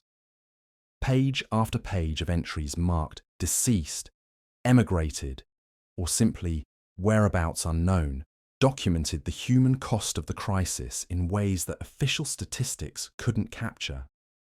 But interspersed among those tragic notations were other entries that revealed the stubborn persistence of human decency even under the most difficult circumstances. Small payments made by customers who had finally found work, larger settlements from families whose circumstances had improved enough to allow them to clear old debts, and notes about goods provided to new customers who had been recommended by long-time patrons who wanted to share their good fortune with neighbours who were still struggling. The process of rebuilding commercial relationships in post-famine Dublin required a delicate balance between compassion and pragmatism that tested the judgment of business owners throughout the city. Thomas Murray, who operated a small hardware store on Kevin Street, found himself constantly evaluating which customers he could afford to trust with credit and which ones represented risks that might jeopardize his ability to serve the broader community. When Mrs. Ellen Byrne approached his store in the summer of 1849, Thomas faced exactly this kind of calculation. Ellen's husband had found work as a labourer on construction projects that were beginning as Dublin's economy slowly recovered, but his employment was irregular and his wages barely covered their family's basic needs for food and rent. Ellen needed tools and materials to start a small laundry business that could supplement their income, but she had no money to pay for these items up front and no collateral to guarantee that she would be able to repay credit extended to her. Thomas's decision to provide Ellen with the supplies she needed, accepting payment in small installments over several months, was both a business calculation and a moral choice. He recognized that Ellen's success would benefit not just her own family, but the broader community, as her laundry service would provide employment for other women and meet a need that had gone largely unaddressed during the crisis years. But he also understood that his own family's security depended on his ability to maintain a business that could generate consistent profits, and that too many similar arrangements might threaten his capacity to serve other customers or weather future difficulties. These individual decisions, repeated thousands of times throughout Dublin during the recovery period, collectively determined the pace and character of the city's economic rebuilding. The willingness of established business owners to take risks on behalf of aspiring entrepreneurs often meant the difference between neighbourhoods that recovered quickly and areas that remained economically depressed for years after the immediate crisis had ended. The city's religious institutions played a crucial role in facilitating these economic relationships by providing moral frameworks that encouraged cooperation and mutual support, while also establishing standards of accountability that protected both creditors and debtors from exploitation. Father Michael Flanagan at St. Audouin's Church found himself serving as an informal mediator in commercial disputes, helping to negotiate payment schedules that were manageable for struggling families, while also fair to business owners who had their own obligations to meet. Father Flanagan's approach to these mediations reflected the broader changes that the famine had brought to Irish Catholic theology and practice. The crisis had forced clergy throughout Dublin to confront practical questions about social justice and community responsibility that went far beyond traditional concerns about individual salvation and personal morality. The priest's Sunday sermons during this period increasingly focused on themes of economic ethics, mutual aid, and collective responsibility for ensuring that future crises wouldn't have such devastating effects on the city's most vulnerable residents. This emphasis on practical Christianity rather than abstract theological doctrine became characteristic of post-famine religious life throughout Dublin. Congregations that had once focused primarily on liturgical observance and personal piety now devoted significant energy to organising mutual aid societies, employment networks, and emergency relief funds that could provide immediate assistance to community members facing temporary difficulties. The Protestant churches developed similar approaches to community service, often working in collaboration with Catholic parishes in ways that would have been unusual before the famine years. Reverend Samuel Johnson at Christ Church Cathedral organised a consortium of religious institutions that pooled resources to provide low-interest loans to families starting small businesses, to maintain emergency food supplies for distribution during temporary crises, and to support educational programs that could help famine survivors develop new skills adapted to the changed economic conditions of post-crisis Dublin. These ecumenical efforts reflected a broader recognition that Dublin's recovery required cooperation across traditional social boundaries that had previously divided the city's population along lines of religion, class, and neighbourhood loyalty. The shared experience of surviving the famine had created bonds among people who might never have interacted under normal circumstances, and many of these relationships persisted into the recovery period as the foundation for new forms of community organisation. Dr. William Corrigan at Stephen's Hospital observed these social changes from a unique perspective as he treated patients whose medical needs reflected the ongoing effects of their famine experiences. Many of the people who came to his clinic were suffering not from acute illnesses, but from chronic conditions that seemed to be related to the psychological stress of having lived through such extreme circumstances. Adults who had survived the worst months of the crisis often complained of persistent anxiety that made it difficult for them to sleep, concentrate, or maintain the emotional equilibrium necessary for normal social relationships. Dr. Corrigan began documenting what he termed famine neurosis, a condition characterized by intrusive memories of hunger and loss, hypervigilance about potential threats to security, and an inability to enjoy present comfort because of constant worry about future deprivation.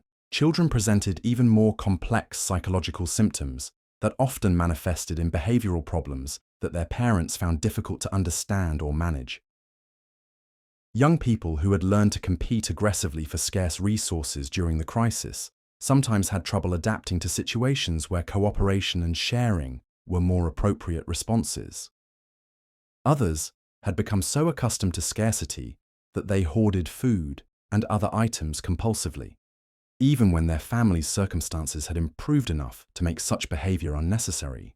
Dr. Corrigan's treatment notes from this period reveal his growing understanding that recovery from the famine would require not just the restoration of adequate nutrition and economic stability, but also sustained efforts to help survivors process the psychological trauma of their experiences. He began experimenting with approaches that combine medical treatment with social support, organizing group meetings where famine survivors could share their experiences and learn coping strategies from others who had faced similar challenges. These early efforts at what would now be recognized as trauma counseling were complicated by the limited understanding of psychological medicine that existed in the 1840s. But they represented pioneering attempts to address the mental health consequences of large-scale social disasters. Dr. Corrigan's work influenced other medical professionals throughout Ireland and Britain, contributing to a gradual recognition that physical and psychological health were interconnected in ways that required comprehensive approaches to treatment and recovery. The children who had lived through the famine years carried particularly complex psychological legacies into their adolescent and adult lives. 15-year-old Sean O'Sullivan had spent crucial developmental years learning to survive in circumstances that required skills and attitudes that were often counterproductive in more stable environments. He had become expert at identifying potential sources of food, at remaining invisible when adults were making decisions about resource allocation, and at suppressing emotional responses that might interfere with survival-focused decision-making. But these same skills that had served Sean well during the crisis made it difficult for him to form normal relationships with peers who hadn't shared his experiences. He found it hard to trust adults who made promises about future security, because his experience had taught him that such promises could be broken by circumstances beyond anyone's control. He struggled with activities that required cooperation and compromise, because his survival had depended on prioritizing his own needs over those of others. Sean's mother, Margaret O'Sullivan, recognized these changes in her son and worried about their long-term implications for his ability to build a successful adult life. She had watched him transform from a carefree child into someone who approached every situation with a wariness that seemed inappropriate for his age. She understood that his psychological adaptations had been necessary for survival, but she also recognized that they might prevent him from taking advantage of opportunities that required trust, optimism, and willingness to accept reasonable risks. Margaret's concerns were shared by parents throughout post-famine Dublin, who found themselves raising children whose personalities had been shaped by experiences that no previous generation had been forced to endure. These parents faced the challenge of helping their children maintain the resilience and practical skills they had developed during the crisis, while also learning to engage with the world in ways that would allow them to participate fully in community life as conditions continued to improve. The educational institutions that served Dublin's working-class population during the recovery period had to adapt their approaches to meet the needs of students whose learning had been disrupted by years of crisis. Many children had missed months or even years of formal schooling, while their families focused on basic survival, leaving them behind their age-appropriate grade levels in reading, writing, and arithmetic. But these same children often possessed practical knowledge and problem-solving skills that were far advanced beyond what would normally be expected from their age group. They could calculate complex resource allocation problems in their heads, could evaluate the reliability of different sources of information, and could adapt quickly to changing circumstances in ways that demonstrated remarkable intellectual flexibility. Master John Fitzpatrick, who taught at a national school in the Liberties, found himself developing new pedagogical approaches that could build on the practical intelligence his students had developed, while also helping them acquire the formal academic skills they would need for future opportunities. His classroom innovations included mathematical problems based on real-world scenarios that his students could relate to, reading exercises that used texts describing practical skills and survival strategies, and writing assignments that encouraged students to document their own experiences and observations. This emphasis on connecting formal education to practical experience became characteristic of Dublin's schools during the recovery period, reflecting a broader recognition that the famine had created a generation of young people whose intelligence and capabilities had been developed in ways that traditional educational methods might not adequately recognize or cultivate. The cultural life of post-famine Dublin also reflected the ongoing process of community rebuilding and the integration of new residents who had arrived in the city during or after the crisis years. Traditional forms of entertainment and social gathering had to be adapted to serve communities where many people were still struggling with the psychological effects of trauma and where economic resources remained limited. Musical gatherings that had once featured elaborate instrumental performances and complex group singing now often centered on simpler songs that could be learned and performed by people with limited musical training. Dancing events that had once required expensive costumes and formal settings were replaced by more informal celebrations that could accommodate families with widely varying economic circumstances. But these adaptations also created opportunities for cultural innovation and creativity that enriched Dublin's artistic life in unexpected ways. Musicians began incorporating elements from different regional traditions as rural refugees brought their local musical styles to urban neighborhoods. Storytellers developed new narrative forms that could address the shared experiences of loss and recovery that had become central to community identity. Bridget Kelly, who had maintained a small tavern on Capel Street throughout the famine years, watched these cultural changes unfold in her establishment as it gradually resumed its role as a neighborhood gathering place. Before the crisis, her customers had typically segregated themselves along lines of occupation, neighborhood origin, and family connections, with dock workers clustering at one end of the room while craftsmen gathered near the fireplace, and older residents occupied the tables closest to the bar Bridget's Tavern in one. But the customers who returned to 149 and 1850 mixed more freely, united by their shared experiences of survival and recovery that seemed more significant than the social distinctions that had previously organized their interactions. Conversations that crossed traditional social boundaries became common, as people who had faced similar challenges found common ground despite their different backgrounds and circumstances. This breakdown of traditional social hierarchies was one of the most significant long-term consequences of Dublin's famine experience. The crisis had demonstrated that survival depended more on adaptability, mutual support, and practical intelligence than on inherited social status or accumulated wealth. Many people who had occupied privileged positions before the famine had not survived, while others who had been considered marginal members of their communities had shown remarkable resilience and leadership during the worst months. The social mobility that resulted from these changed circumstances created both opportunities and tensions within post-famine Dublin communities. Families who had improved their relative position during the recovery period sometimes faced resentment from neighbours who felt that their own sacrifices and losses hadn't been adequately rewarded. Others who had lost status or resources during the crisis struggled to accept their changed circumstances and maintain their self-respect in communities where everyone was aware of their reduced position. These dynamics played out in countless individual relationships and community interactions, creating a social environment that was more fluid and unpredictable than pre-famine Dublin had been, but also more open to innovation and change.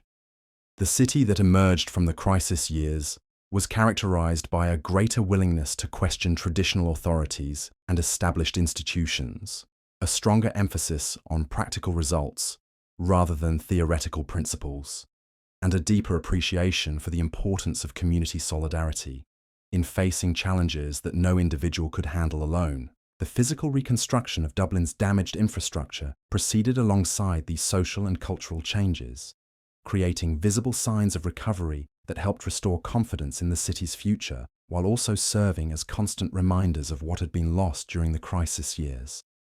Buildings that had been abandoned and damaged were gradually repaired and reoccupied, but the process often took years rather than months, and the results didn't always match the quality and character of what had existed before. Street improvements that had been neglected during the famine years were slowly addressed through a combination of government funding and community volunteer efforts, but the work proceeded unevenly, with some neighborhoods receiving attention while others remained in poor condition for years after the immediate crisis had ended. The uneven pace of physical recovery reflected broader inequalities in how different parts of Dublin experienced the return to stability and prosperity. Neighbourhoods that had maintained some economic activity during the worst months often recovered more quickly, as their existing businesses and institutions provided foundations for renewed growth. Areas that had been completely devastated sometimes struggled to attract the investment needed for reconstruction, creating pockets of continued poverty and decay that persisted long after the city as a whole had returned to relative prosperity. These disparities in recovery experiences created new forms of social division within Dublin, as residents of neighbourhoods that had bounced back quickly sometimes lost sympathy for areas that continued to struggle with the after-effects of the crisis. The solidarity that had characterised relationships among famine survivors during the worst months gradually gave way to more conventional forms of social competition and neighbourhood rivalry, as immediate survival concerns were replaced by aspirations for improvement and advancement. But the memory of what had happened during the crisis years continued to influence how Dublin's residents approached questions of community responsibility and mutual aid. Even as normal social hierarchies began to reassert themselves, many people retained a heightened awareness of how quickly circumstances could change and how important community support could be during times of crisis. This awareness manifested itself in the creation of new institutions designed to provide more effective responses to future emergencies. Mutual aid societies organized by neighborhood groups, trade associations, and religious congregations established funds that could provide immediate assistance to families facing temporary difficulties. Local government bodies developed more systematic approaches to monitoring economic conditions and coordinating relief efforts that could be activated quickly if warning signs suggested that another crisis might be developing. These institutional innovations represented attempts to learn from the famine experience and create more resilient communities that would be better prepared to handle future challenges. But they also reflected an underlying anxiety about the possibility of future crises that became a permanent part of post-famine Dublin's collective psychology. The generation that had lived through the famine years never completely lost their wariness about the future, their tendency to maintain emergency reserves even when times were good, and their skepticism about promises of continued prosperity and security. These attitudes would influence Dublin's development for decades to come, creating a culture that valued stability over growth, security over opportunity, and practical preparation over optimistic planning. The children who had grown up during the crisis carried these lessons into their adult lives, where they would shape institutions, businesses, and communities according to values that had been forged during the darkest period in their city's modern history. Dublin's recovery from the famine was ultimately not just about restoring economic prosperity or rebuilding damaged infrastructure, but about creating new forms of social organisation that could provide security and opportunity while also maintaining the resilience needed to survive future challenges that no one could predict but everyone had learned were possible. The streets that had witnessed such profound transformation during the famine years gradually returned to bustling activity, but they carried within their renewed vitality the memory of what had happened when the normal rhythms of urban life had been disrupted by forces beyond anyone's control. The Dublin that emerged from this experience was both stronger and more fragile than the city that had existed before, marked by a deeper understanding of human vulnerability and human resilience that would define its character for generations to come. The memories carved into Dublin's stones would outlive the people who created them, but those people weren't finished writing their stories yet. As 1849 stretched into 1850, the city found itself caught between two worlds: the Dublin that had been, with its familiar rhythms and comfortable assumptions, and the Dublin that was becoming, shaped by lessons that no one had wanted to learn. Margaret Doyle discovered this tension every morning when she opened her small bakery on Angier Street. The building itself told the story of transition. The lower floor, where she kneaded dough and tended her ovens, bore scars from the crisis years. Water stains on the walls, where the roof had leaked during that terrible winter of 1847. Patches in the floorboards, where desperate families had torn up sections to burn for fuel. Scratches on the door frame where people had carved marks to count the days until the next soup distribution. But the upper floor, which she had gradually been able to repair as her business recovered, showed signs of renewal. Fresh whitewash on the walls, new glass in the windows, sturdy shelving built from wood she had purchased rather than salvaged. The contrast between the two levels captured something essential about post-famine Dublin, a city where recovery and memory coexisted in the same physical spaces, where progress was always shadowed by reminders of how quickly everything could disappear. Margaret's customers reflected this same duality. Mrs. Catherine Murphy, who had been coming to the bakery since it reopened, still counted her coins 3 times before making any purchase, her fingers trembling slightly as she handled money that represented security she had learned never to take for granted. But her granddaughter, 8-year-old Mary, who barely remembered the worst months of the crisis, would press her nose against the glass display case with the uninhibited delight of a child who had never known what it meant to be truly hungry. These generational differences were becoming more pronounced as Dublin moved further from the immediate crisis. Children who had been very young during the famine years were developing normally as adequate nutrition and stability returned to their lives. But their parents and grandparents carried physical and psychological marks that would never fully fade. The result was families where different members had fundamentally different relationships to security, risk, and the future. Young Timothy Flanagan exemplified this complex inheritance.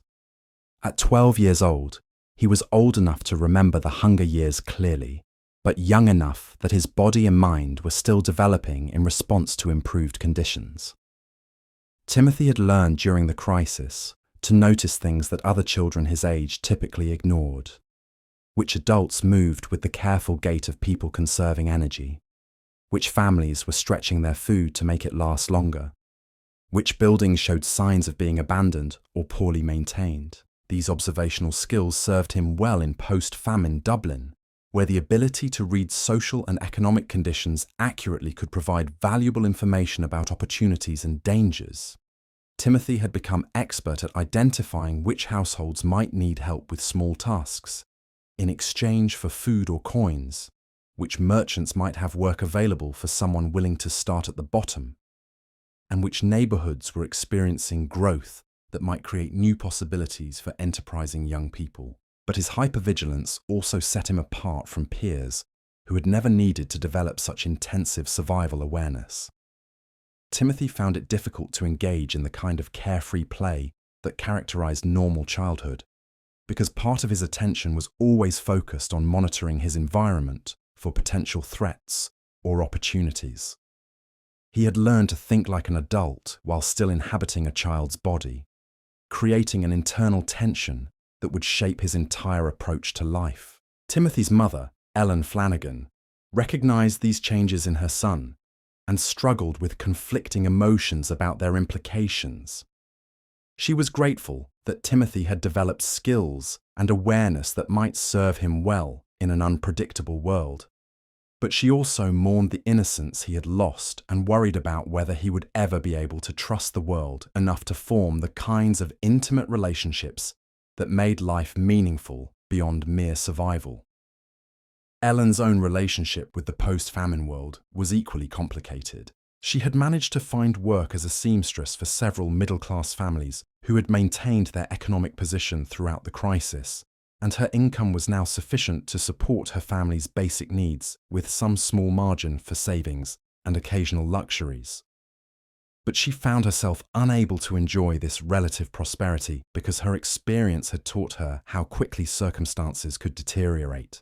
Every evening, Ellen would count the coins in her small savings box, calculating how long they might last if her work disappeared, how much food they could purchase if prices suddenly increased, and what items the family owned that could be sold if emergency funds were needed. These calculations had become as automatic as breathing, a constant background activity that provided a sense of control, but also prevented her from ever feeling truly secure or relaxed. The patterns Ellen had developed were repeated in households throughout Dublin, creating a culture of cautious prosperity that characterized the city's recovery period. Families who had adequate resources often lived as if they didn't, maintaining emergency reserves and avoiding expenditures that might seem reasonable to people who hadn't experienced the sudden collapse of all economic security. This collective caution contributed to a slower pace of economic recovery than might have occurred if people had been willing to spend and invest more freely. But this cautiousness also created opportunities for entrepreneurs who understood how to serve customers whose priorities had been permanently altered by their experiences. Michael O'Brien had operated a small furniture workshop before the famine, creating custom pieces for families who wanted to improve their homes with items that reflected their personal taste and economic success.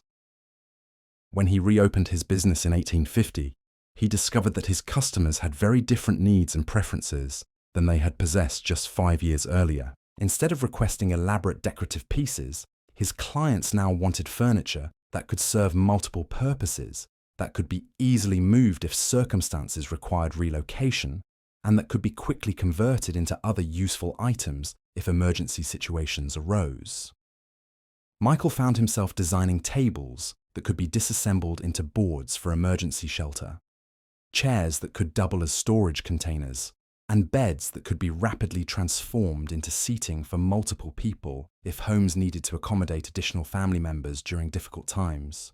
These design requirements challenged Michael's creative skills in new ways, forcing him to think about furniture not just as aesthetic objects, but as practical tools that could help families maintain security and flexibility in an uncertain world.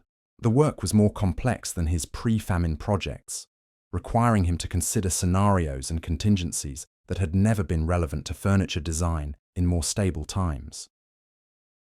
But Michael also discovered that his customers' changed priorities created opportunities for innovation and craftsmanship that were deeply satisfying in ways that purely decorative work had never been. He was creating objects that might someday help families survive difficult circumstances, items that served not just immediate comfort needs, but also provided insurance against future uncertainties. The knowledge that his work might contribute to his customers' long-term security added a dimension of purpose to his craftsmanship that transformed his relationship to his profession. The demand for practical, multifunctional goods extended throughout Dublin's recovering economy, creating new markets for products and services that address the psychological as well as physical needs of people who had learned that survival might depend on careful preparation for unforeseeable circumstances. Shopkeepers found themselves stocking items that could serve emergency needs alongside traditional merchandise. Landlords discovered that tenants were willing to pay premium rents for apartments that offered multiple exit routes, storage space for emergency supplies, and proximity to essential services that might remain accessible during future crises. These market adaptations reflected broader changes in how Dublin's residents thought about their relationship to their physical environment. The city that had once felt like a stable backdrop for individual and family life now seemed more like a complex system that required constant monitoring and careful navigation. People paid attention to details they had previously ignored: which buildings had the strongest construction, which neighborhoods had the most reliable access to food and water, which areas might become dangerous if social order began to break down. Dr. James Wilson at the Rotunda Hospital observed these changes in his patients' behavior and attitudes during medical consultations. People who came to his clinic often asked questions that revealed their ongoing anxiety about their vulnerability to future crises. Pregnant women wanted to know not just about their immediate health, but about how to prepare for childbirth under emergency conditions. Parents of young children sought advice about maintaining their family's health during potential future food shortages. Elderly patients inquired about medical supplies they might need to stockpile in case access to professional healthcare became limited. Dr. Wilson recognized that these concerns weren't signs of irrational paranoia, but rather reasonable responses to experiences that had taught his patients that normal social institutions couldn't always be relied upon to provide essential services during times of crisis. He began incorporating practical emergency preparedness information into his medical advice, helping patients develop realistic plans for maintaining health under adverse conditions, while also reassuring them that their survival strategies were sensible rather than excessive. The doctor's approach reflected a broader shift in how Dublin's professional classes understood their responsibilities to the community. Before the famine, doctors, lawyers, clergy, and other educated professionals had typically focused on serving individual clients within established institutional frameworks. But the crisis had demonstrated that individual welfare was inseparable from community well-being, and that professional expertise needed to be applied to collective challenges as well as personal problems. This recognition led to new forms of professional collaboration and community service that became characteristic of post-famine Dublin.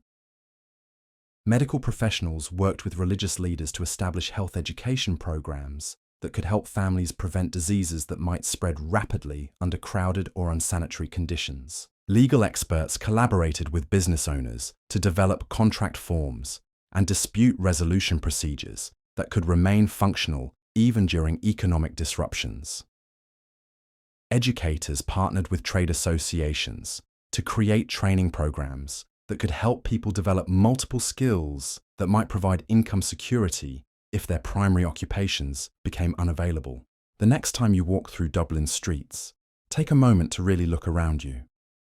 Those cobblestones beneath your feet witness families making impossible choices between survival and dignity. Those buildings housed people who discovered just how thin the line is between civilization and chaos. Those corners once echoed with the desperate whispers of neighbors trying to help each other through humanity's darkest hours.